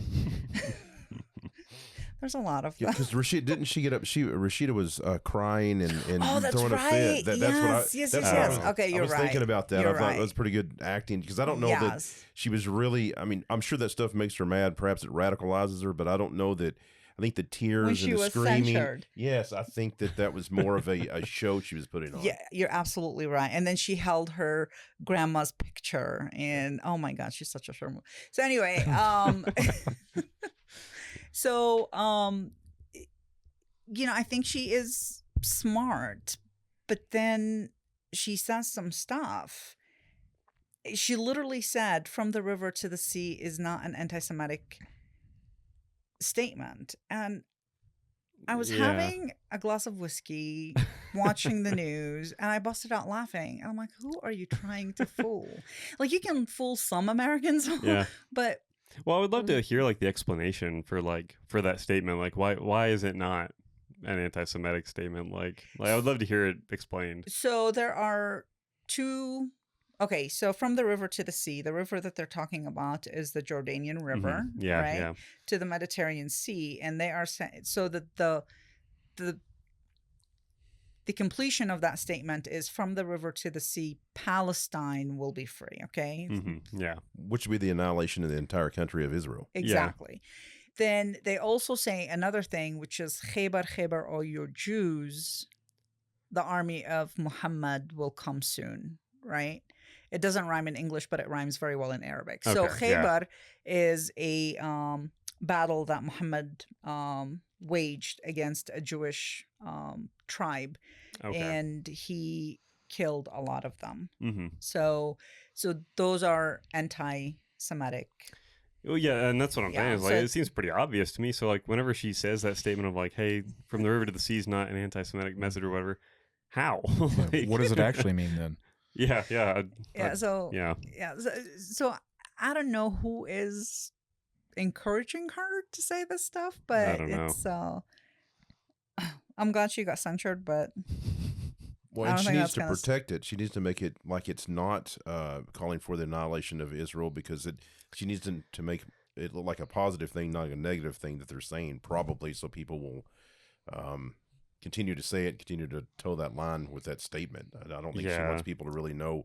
I think she knows what it means, but I think she wants the general public and the media and these college kids to not know exactly what they're saying, but she needs that discourse in the United States to continue. Yeah, I mean, that makes sense to me, perhaps. But, well, and one thing, too, so this might be changing gears a little bit, but I personally, I mean, I don't fully understand the whole idea of, like, the super radical anti-Semitic ideology. Like, I understand that there's these disputes about this Holy Land and these different, religions, and it all centers in this same area. And I get that there's animosity there and a lot of hatred there. But then even people who are not members of those religions involved in that part of it, there's, I think, a lot of anti-Semitism that exists in other ways of, like, without religious implications. I think there's people who do not like the Jewish people because they perceive that Jewish people have become a lot more successful or gotten to a lot more powerful positions at a higher rate than other, ethnic groups. But I struggle to see why that idea spins out of control to such a degree where people will say things like, hey, we have to kill this entire group of people because of these perceived wrongs. Like, I just don't understand it. Is it because they're non-believers? Is that, at the end of the day, is it they're infidels? Is that what? I think in, like, the religious sense, yeah, but, like, even because there's even people who are not religious who who don't like Jewish people for various reasons, who are kind of jumping on this train now of like, supporting Hamas and all that. And it's bizarre to me because I'm like, what is your stake in this? And, okay, maybe you don't like Jewish people because, I don't know, a Jewish family beat you out in your area of business or whatever, and you feel somehow wronged by that. But to then turn around and say like, yeah, like I want their whole people destroyed, like wiped from the earth, like that's a crazy jump to me, and I don't understand They're it. just anarchists. They're just for. I don't know, honestly. I mean, and that's what I'm saying is like I don't fully understand just the whole anti-Semitic rhetoric, and a lot of different ideologies Yeah. have this, Yeah, I think good and evil is what it boils down to, right? And Sure. you see good and evil in religion. You also see it with ignorant, entitled. yeah. But yeah, I think it's just the evil that It's just exists. It's a weird jump to Yeah. me, and I don't understand how people make that jump. But how strange. I was talking about what happened in Israel.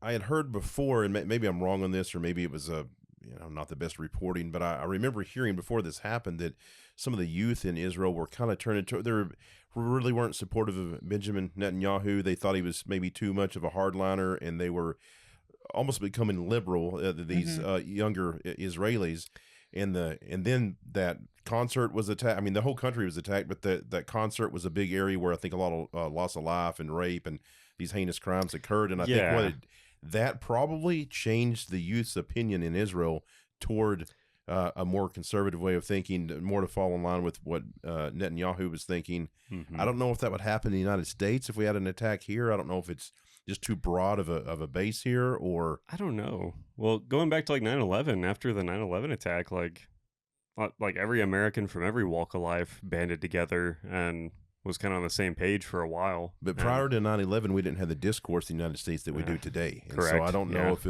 I hope it would be the same. I hope, of course, that we would never have an attack like that again. But well, of course, yeah. If we did, I would hope the country would come together just as it did at 9/11. But I'm not so sure it would. It appears that Israel has. I firmly think that they have, but I don't know that the U.S. would be the same. Do you, agree that you feel that Israel youth were kind of starting to stray away from that Netanyahu way of thinking, and perhaps this attack brought them back around? Do you think that's a thing, or is it just something I'm imagining? The kibbutzes that were attacked were actually very liberal ones who called for peace with the Palestinians. And unfortunately, the ones who were calling for peace with the Palestinians are the one who lost their lives. I think this attack brought a lot of Jews together, but Netanyahu is going to have he's not well liked. And why not? He is according to them, too much on the right, and they want someone in the middle. And it's never been Benjamin Netanyahu, and I have tremendous respect for him, but he is going to have a hard time getting reelected. So right now, obviously, the right thing is to support him through this, and he was able to create an emergency government encompassing other faction of, people who opposed him. So, but we're not sure if he's going to be reelected again or not. Now, going back to what you just said, God forbid something happens to this country, are we going to have the same come together that we saw after 9/11? I don't know. I'm not sure. One thing that I look at and pay attention to, we have a lot of people in the U.S. Who are not Americans, came here illegally. Correct. Right? Yeah. So they don't have a dog in this fight. Mm-mm. Are they going to protect this country? Don't know. Yeah. We have Americans who hate the United States. Yeah, which is mind-boggling Yeah. to me. We have a young generation I don't know if they're going to be effective in protecting this country if they don't know which bathroom to go to. So there are a lot of things. There's a lot of confusion out in the world. Yeah. So if they can't be strong enough to hear criticism because their feelings get hurt quite a bit. Yeah. Oh So my gosh. so I don't know. I think we might be in a bad shape. No, it's good. And what about the intelligence failure of this? Not seeing the October 7th attacks, whether it be through Israeli intelligence and the United States, which I think they work hand in hand. So it was a failure of both. But how do you think that even happened? That's a really good question, because I kind of was wondering that from the start when we started hearing about the attacks. Like, how does something that large scale happen? And what are your thoughts on that? I don't think there is enough information out there to kind of for me to develop an opinion on that. Mm-hmm. I agree with you. I think what we saw is the fence was very weak. I mean, they just bulldozed through it. There are a lot of things that went wrong, but I also don't want to undermine the capabilities of Iran, the government of Iran, and Sure. what is the big picture? What did they really do to allow for this attack to be very successful? Mm-hmm. Yeah. But I really don't know. Do you think anybody laid down on the job, so to speak? I mean, I hate to go there on that, but it's just you have. Is it the Mossad that's the Israeli intelligence? So some officials in the Israeli intelligence actually came out and they said it's on us. We screwed up. We're sorry, but we don't know how, and I don't know they're even going to tell us how, because then that's showing all their cards for future attacks, right? So they need to harden and patch it before they address really what happened. Mm-hmm. But were there other partners beside Iran that also helped? We don't know right now. Possibly. I guess I wouldn't know. I guess, and to be fair, 9/11 was a colossal intelligence failure, lack of communication in the United States. So it's not just correct. It's not just a Israeli thing. It's a U.S. like homeland type of thing too. Well, and look at like illegals that are crossing the borders, and how many are watch listed. Right. Yeah. We went from single digits under the Trump administration to double digits of people who are being watch listed. We have individuals coming from Afghanistan. They are coming from Iran. They are coming from Syria. And by the thousands, not, Mm-hmm. And what are we doing? And those are the ones that we know about, right? Yes, the gotaways are even more. So sure. On that note, so like for this particular podcast, we're a bunch of like local county law enforcement guys. So a bunch of these people who are coming over to the country illegally, who may have, malicious intent for the United States as a country and for American citizens.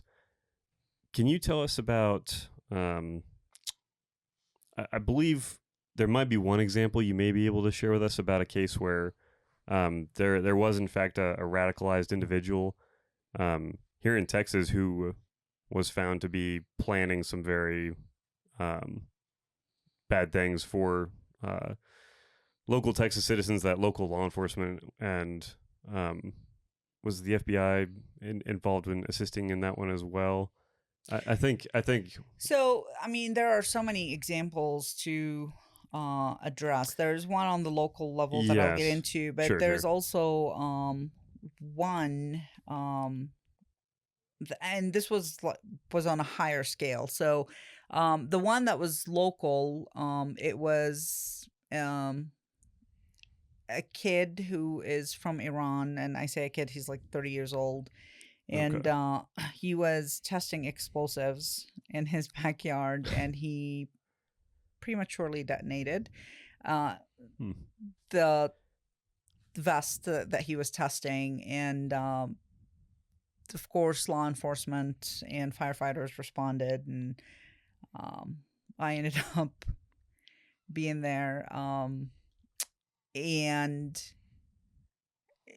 it was a kid, I think mentally he was not doing very well, but his intention was to blow up local high school here. It's open source. Globe has a lot of reporting on it. Also, if you go to justice.gov, you can see the whole entire thing. Mm-hmm. But currently he is serving 11 years in federal prison, but they're hitting him heavy with like mental Sure. Yeah. health and stuff. So, honestly, when I moved from Colorado to the Panhandle, I did not think I was going to encounter Right. Yeah. Well. and homegrown violent extremists and HVE. But the other one, which I think hits very heavy on our border security and how crucial it is to our national security, is we have a refugee that came in, and he was an Iraqi national living in Ohio, and he was still pissed off about George W. Bush and his involvement in Iraq. So Okay. he ended up talking to an undercover about smuggling people from South Texas and going to kill George W. Bush. He actually did surveillance at George W. Bush's house. Wow. Obviously from far, far, far away. Of course, Secret Service wasn't going to let him in or anything like that. So, so that's. Well, and the reason like I bring that, I know there's not a lot that you can talk about because there's active things going on and everything, and I don't want to open up that. But that's kind of why I wanted to bring that up, is because like you hear about it in the news, like these people, like a bunch of illegal immigration coming over, and we don't really know who these people are. But then I think a lot of people kind of stop there, and it's like, well, yeah, all these people are coming over, but like nothing super bad has happened. I guess these people are fine, but no, these bad things, like they are out there and they are happening. But like the American law enforcement apparatus and all its different forms, from city PDs to county sheriff's office to our federal agencies and all that, are addressing these things all over the nation, and they are happening. And so far, I mean, knock on wood, we've been pretty good as law enforcement at catching these. And lucky. And very lucky. Yeah. Yes. How naive do you think everybody is to the threat of terrorism, not just in the United States, but even here locally? Because I think people think, hey, it's something that's not going to touch us. I don't think people look at that. I think they look at that glass as half full rather than half empty. And I think it's a testament to how safe the United States has been. But, back in the days, did we have the phenomenal numbers that we have crossing the borders?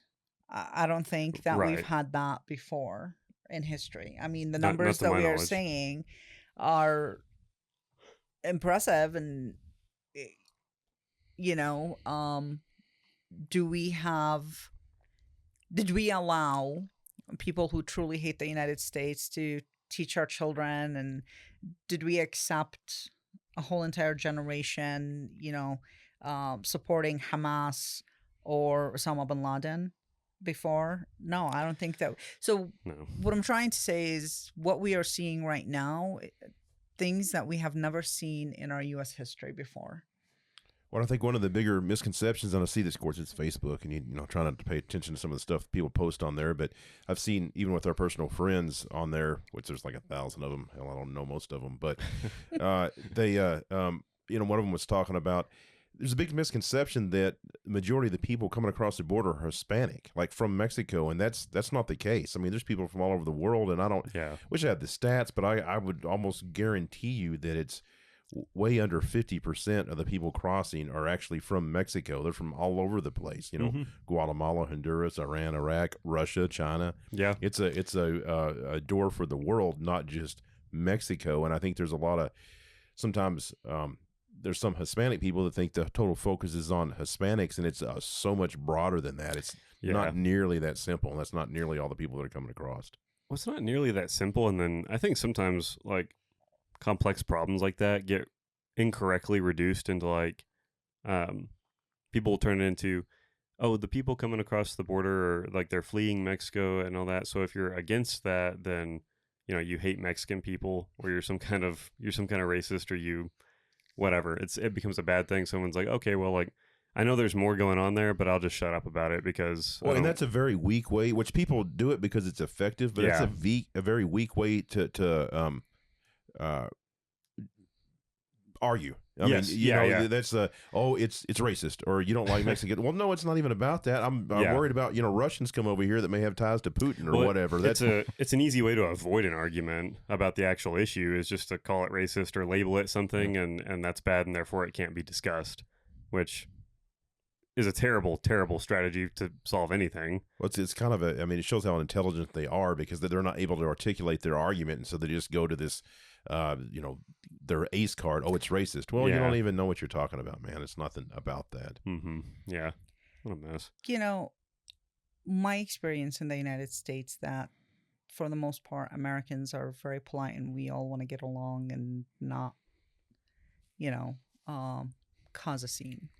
Yeah. And there are a lot of people, and I do this jokingly to my chief Blanchard, when he says something and I'm like, well, I'm an immigrant female from the Middle East, woman of color. And he's like, don't even try it. But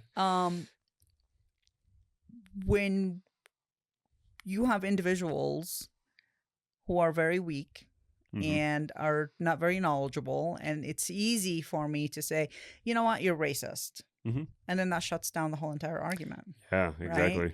Right? You hate brown people. You hate Muslims, right? Yeah. So instead of saying, well, give me an example of why you think I hate. Yeah.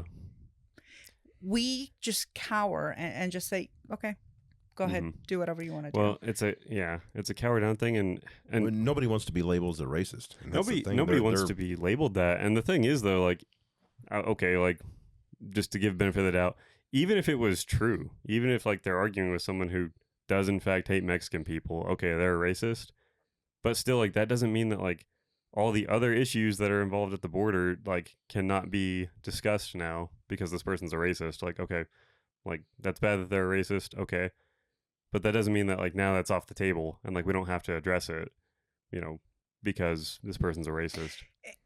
I don't understand why it's okay and acceptable to just open the borders and let everyone come in. I think. Well, does Kuwait do that? Does Mexico do that? I am so glad you said that, because I was going to tell you. So I don't know if you guys remember this or not, but there were two Americans, boyfriend, girlfriend, who went hiking. And obviously they were in the Middle East, and they got lost and ended up in Iran, I believe. Okay. Guess what happened to them? They probably went to prison. Yes, they sure did. Well, and it was one heck of a time trying to get them out. I mean, that was just two people. Two people. Probably the only two people that crossed that particular border that month, or two people. What, yeah. And in Kuwait, you can't do that. In Saudi Arabia, you can't do that. There is law and order to who comes in and comes out. I live in my house and my door is always locked. And my gun, believe it or not, is on the coffee table. So yeah. Well, and I used Mexico as an example, saying Mexico doesn't do that, which I fully understand that on the southern part of Mexico, they're allowing people to move, but they're allowing them to move through their country. They're not, it's and not they're making open. a lot of money off of them, by the way. Yes. So. But their intent is not to let them stay in Mexico. Correct. Correct. Yeah. If they were just crossing the southern border of Mexico and staying there, I can assure you that Mexico would have a whole lot different. Down. Yeah, they'd be shutting it down. Yeah. So there's nobody that does that. I don't think we as Americans can go to Canada. I don't think we can just cross over there. There's issues. No. Ashley's sister lives up in Canada, and there's a whole system of border checkpoint and all that. We should have her on the podcast sometime, and she could talk all about it. But well, that sounds very racist. There's a border checkpoint and stuff. How dare they? I don't know. I'm sorry. I hate Canadians. What can I say? So they are so racist. I'm just kidding. Yeah. Well, okay. Changing gears a little bit, just because now I'm just curious. talking about like the Hamas attack on Israel, where whenever they attack that concert and everything. I don't know if you would be super familiar, and if not, then whatever. But I'm just curious. Like, I know here in the United States, especially kind of in the South, people like their guns, and we like that Second Amendment and all that. And so, I'm curious in Israel. I'm not familiar with, what their constitution might be like, or what their legal precedent is there. But are people in Israel, or is Israeli citizens typically armed, like on their day-to-day basis, or? You know, so they have to serve in the military for 2 years, so they do have experience with handling guns. Right. Now, whether you drive in the streets and see gun shops like you do here, or Sure. I'm not sure. So I don't know if they have their arms that are issued to them by the IDF, I don't or know. I'm not sure. But again, to go back to the kibbutz that this happened to, Mm-hmm. it seems that it was a very liberal Yeah, that's what it sounds one like. that probably guns were not Okay. Okay. something that they And had they probably on knew hand. that. Yeah. That's probably why they chose that. That's what I was gonna say. Is like, I don't know exactly how a typical Hamas terror attack is carried out, but I would think if you were gonna do that, and your goal is to kidnap lots of people and get lots of hostages, if there was like a ton of people at this event who are armed and can very effectively fight back, then I wouldn't go for that. So But- a lot of open source intel talked about how Hamas, because they saw like blueprint of houses and they knew where to go, who to kill, what to do. They knew the layout of the kibbutzes. And there are a lot of open source that suggests that the intel was gathered from Palestinians that kibbutz resident hired for years Okay. to do certain jobs. Okay. It was an ag area. Mm-hmm. And the same Palestinians who benefited from the money and all that Yeah. stuff were also collaborating with Hamas I see. and gave them the intel. So like So in some of the houses that Hamas members went to, like they knew how many children, how many, okay. a wife and a husband, they had intimate details Okay. of Probably knew if they were armed and knew what correct. their background was, things like see. that. Correct. So Interesting. Would it be a mischaracterization to say that like it's possible, I guess, based on this open source intelligence that these people were basically doing like a very long term intelligence operation of their own, gathering information on like who to target, not only who to target, but like how to do so, and mapping things out. And I think there was a news article that suggested that Hamas soldiers or members were preparing and training for this for 2 years okay. with the Okay. Iranians. So Well, it seems like such a large scale event that like to coordinate that many people to all have the same goal in mind and the same mission.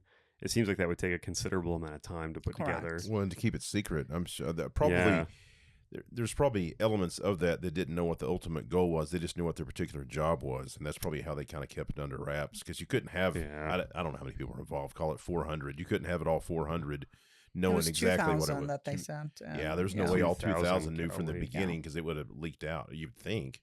I mean, yeah, I don't know. I know if I tell like a secret to a group of friends here, that's like a group of 5, like it's gonna get leaked somehow. Usually, Yeah, you but- know. There's no secrets in Copland. Yeah, no. But here's a thing though, that again, it's just different mentality. If you tell a soul Mm-hmm. Hamas is going to kill your children, Yeah. Hamas is going to kill every single family member that you have. So that Yeah. they probably told a lot, but those individuals knew the risk Yeah. that if they said anything that Well, that's certainly a game-changing motivator. Yeah. Like, it's one thing to spread gossip, for fun and entertainment, but yeah, I mean, if my kid's life was on the line, I wouldn't say a word. You won't say anything. Yeah. Absolutely. Well, we talked about the Second Amendment and firearms, and if it's too much, it's fine. But what do you think? Do you think that this basically effort to disarm America has roots in other countries like, let's say, China? Or because here's my thing: y'all think I'm crazy, but I know these two guys across from me agree with everything I'm saying. But it'll be a lot easier to take over our country if, when you came here, the citizens weren't armed, because otherwise you're going to go house to house in a guerrilla type of warfare, and it'd be impossible to take over our country to 100% capacity with, especially in the South, everybody being armed, or I mean, maybe probably up in Montana, just basically in the middle of the country. Lots of guns are here, but there's an effort to rid those areas of weapons. Do you think there's more than? I mean, what do you think about foreign that? influence?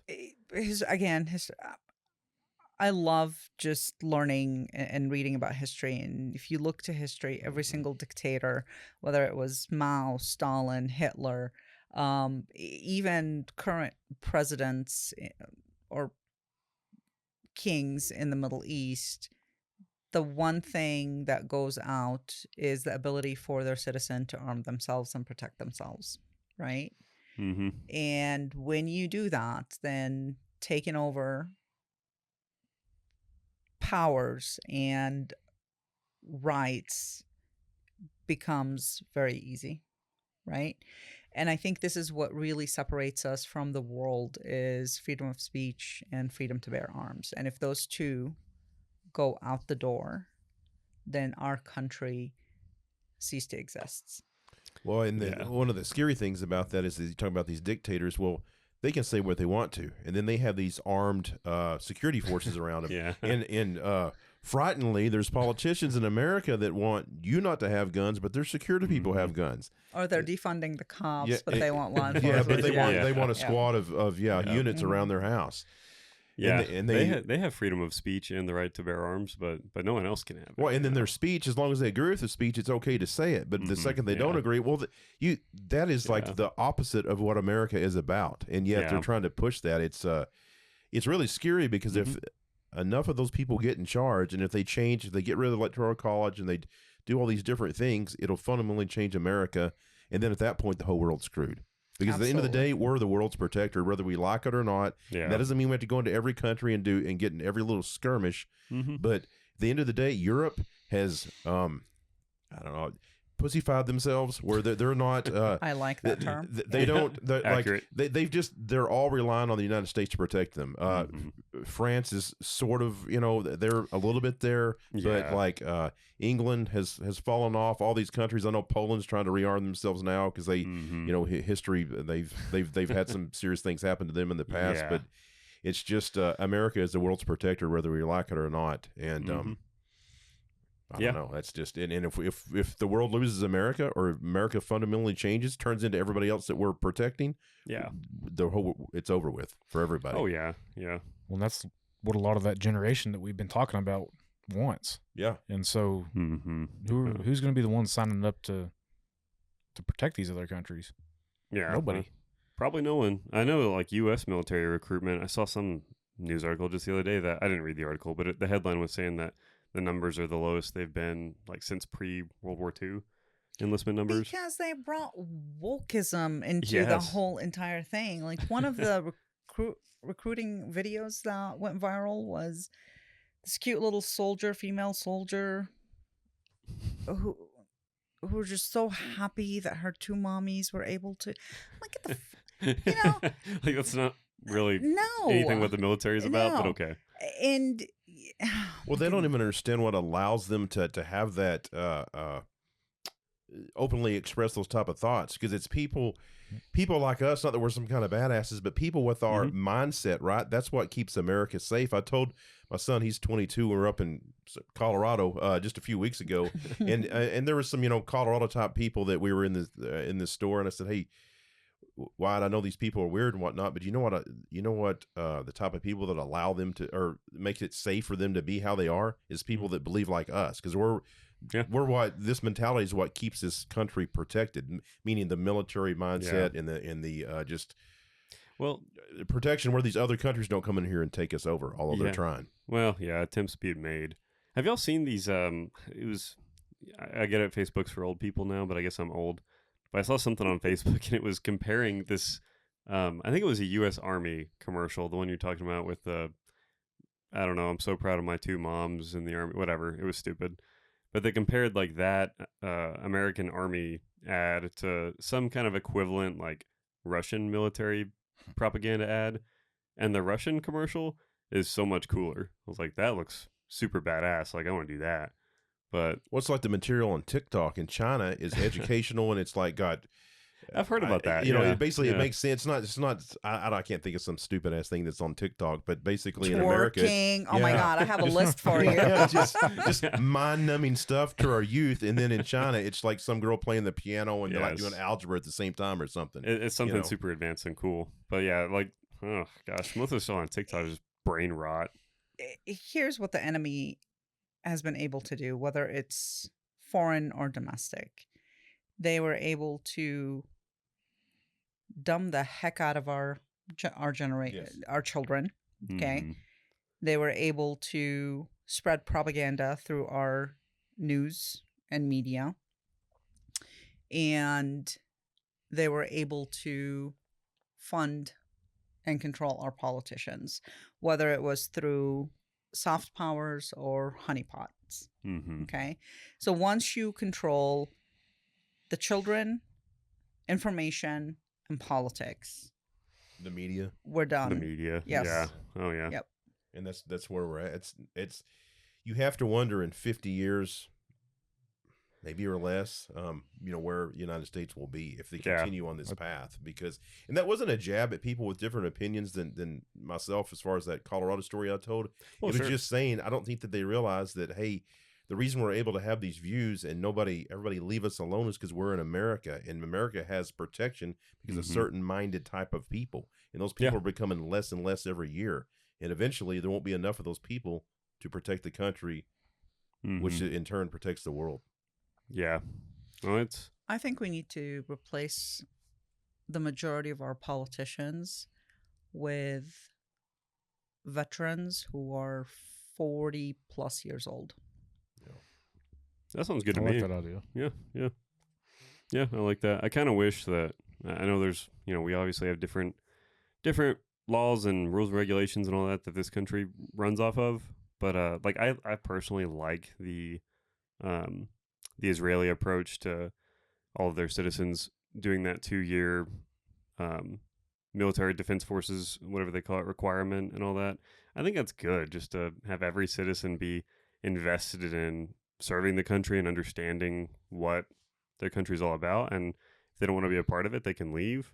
And if they do want to be a part of it, then they know what it's all about and they know what it takes to keep it. Have you ever heard an Israeli talk about their country? On and off on social media. I mean, They're very proud. And almost every single person I came across face to face or on social media, mhm. they are so proud of their country. Sure, yeah. And unfortunately, I can't say the same about Americans. Yeah, which is Yeah. weird. So I Sad. agree with you. I think they should Yeah. serve. It would be cool. And I mean, I would even, me just being me, I would even extend that in America to, like, if we were going to, even if we weren't able to, require it, if we really encouraged people to do some kind of minimum service in the military, and I would extend that to law enforcement too, and be like, hey, because there's so many people nowadays very anti-law enforcement. Cops are racist. Cops are terrible. They're corrupt. All that. Are there racist cops? Sure. Are there corrupt cops? Yeah, absolutely.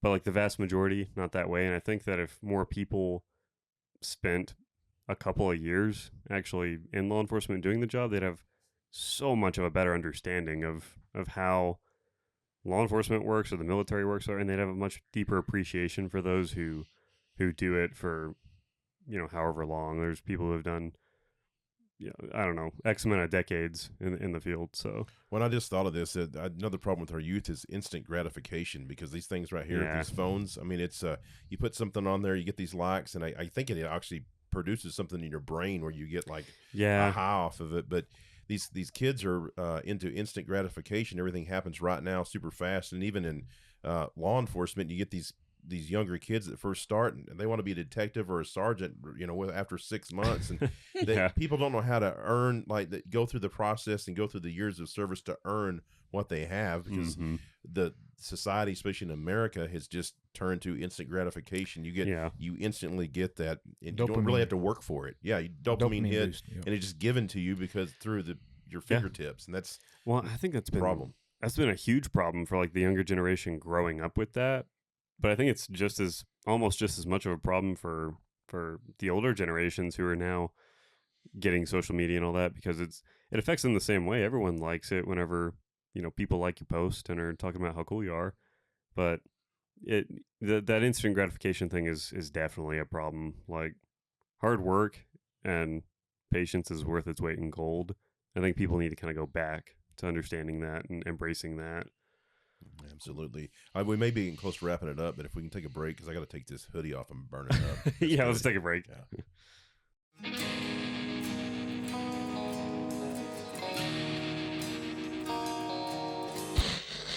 All right, so we're back from the break. During the break, we discussed a few more things, and during this episode thus far, we've talked about a pretty good amount of information, a lot of it in kind of more of a broad sense, but we're going to kind of bring it down now to more of an emphasis on the local level and kind of what more local American communities can do to be more well-informed and kind of address some just current issues going on related to what we've been talking about. So my question, I guess, now for you, Ghada, would be what are some things that would affect a local community here in, let's say, the Texas Panhandle, and what are things that people who live here and law enforcement officers who work here, what are some things for us to be aware of, and some good sources for us to look at to be up to date on things so that we can be just more educated and more confident and well prepared moving forward? Great question. So, obviously, continued education and awareness of what goes on in the world is something that's really crucial, specifically for law enforcement. The world that we live in is no longer kind of like Vegas. What happens here stays here. Right, It really impacts, and you see this ripple effect of something happening in Israel definitely will impact even the Panhandle, because we've seen protests in the Panhandle. So we really need to understand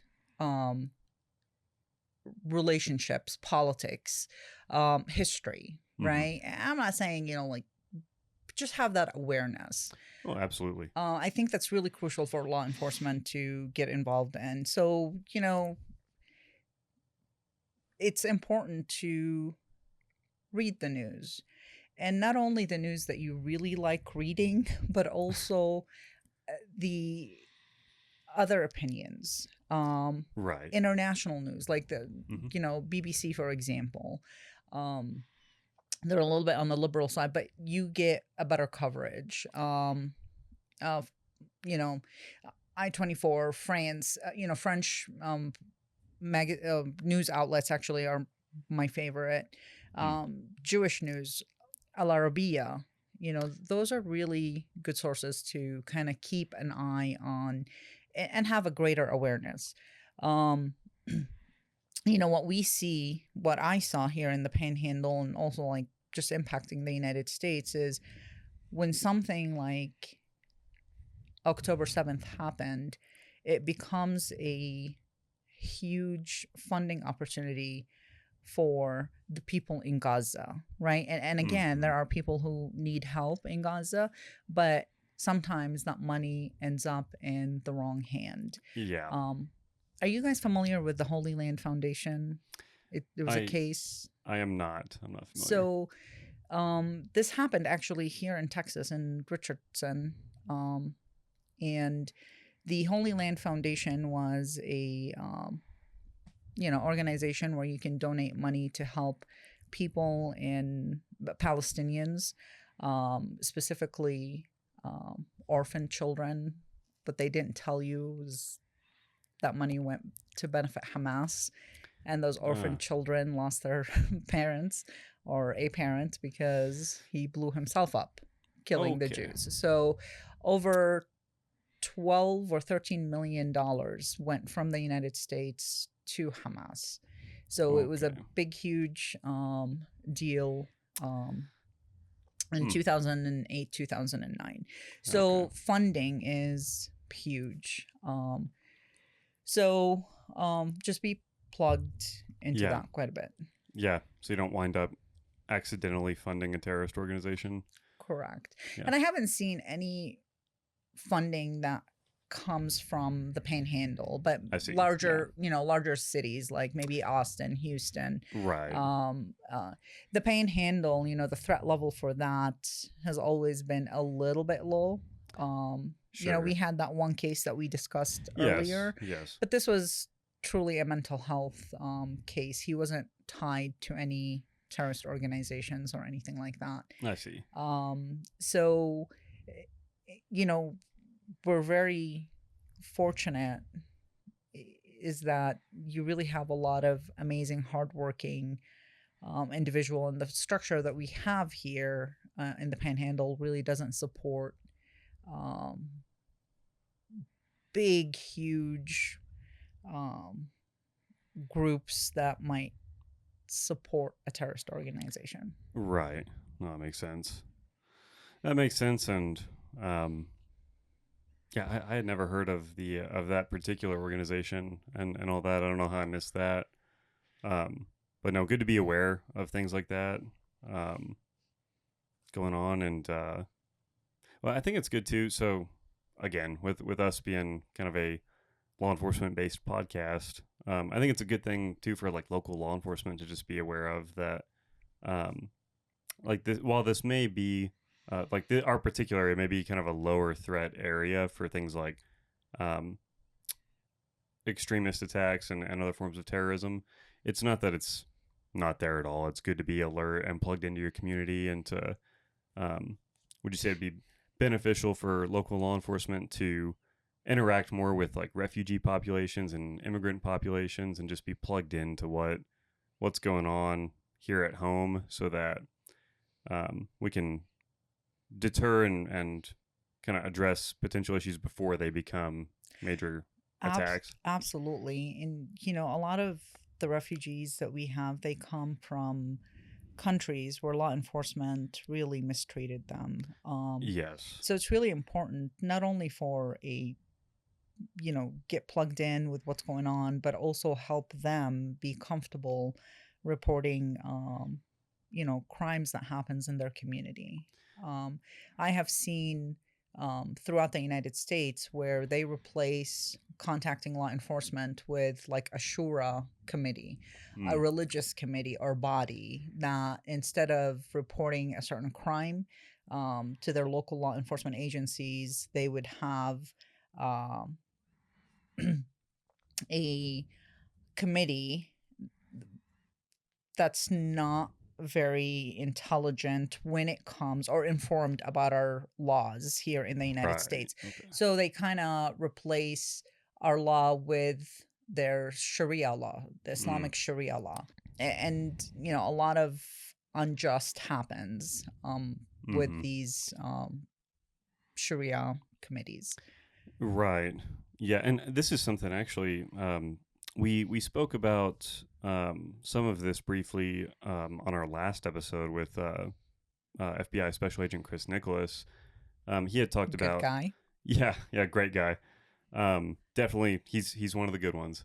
But he had talked to us about a lot of the folks coming here lawfully and everything, and who want to be Americans, but they come from these other countries where they do have like this major distrust with the local law enforcement wherever they come from, which a lot of times is less law enforcement and more just the military, more or less.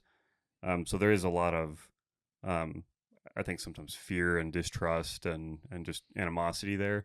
But I do think it's important for local American cops to reach out to these new citizens and show them that, hey, we are 100% here to help you. And, you're an American. you have the same protections and rights afforded to every American, and we're not your enemy. You know, we're on your side. So. Yeah. There was a case, believe it was in Dallas, where it was an Egyptian cab driver who shot and killed his two daughters because they were becoming very Americanized. And his family members and friends actually helped him escape. And he was wanted by the FBI for a long time for honor killing. So his friends and family member actually helped him be on the run for 10 years, over 10 years. Wow. And they found out that he was living in Irving. They initially thought he, fled the country and went back to Egypt. Yeah. But he was in Irving.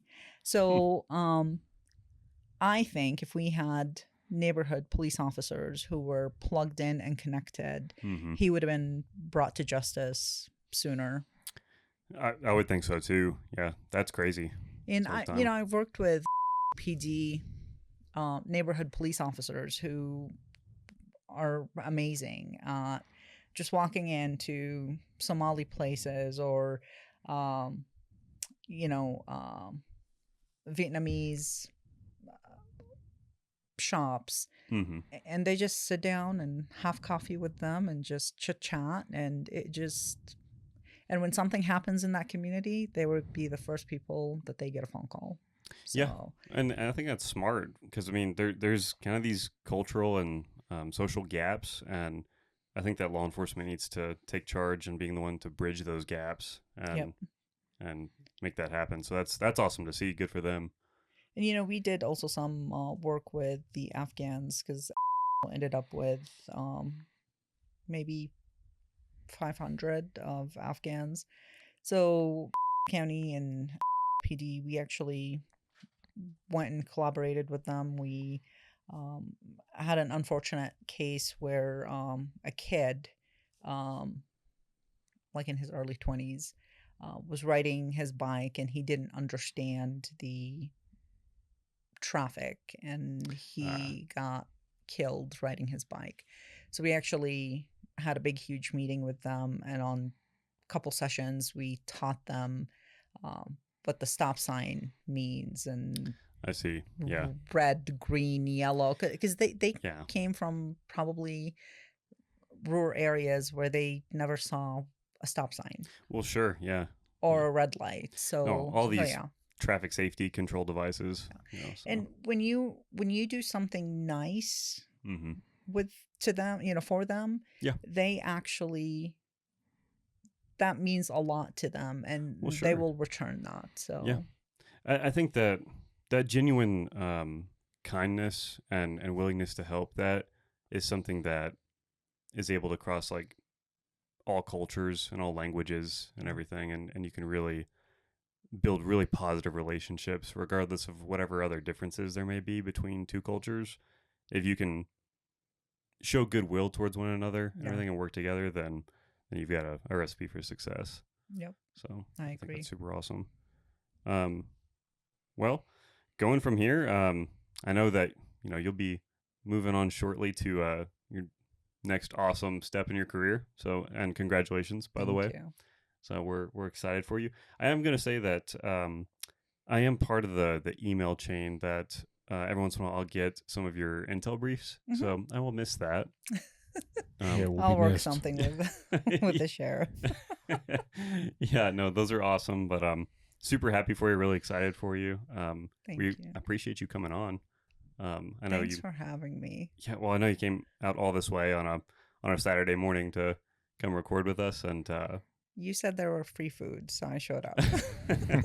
Yeah, well, that's another thing that bridges the gaps between all cultures, free food. So, well, we're going to call this episode 10-6 with Ghada Wahdan, and thanks for tuning in.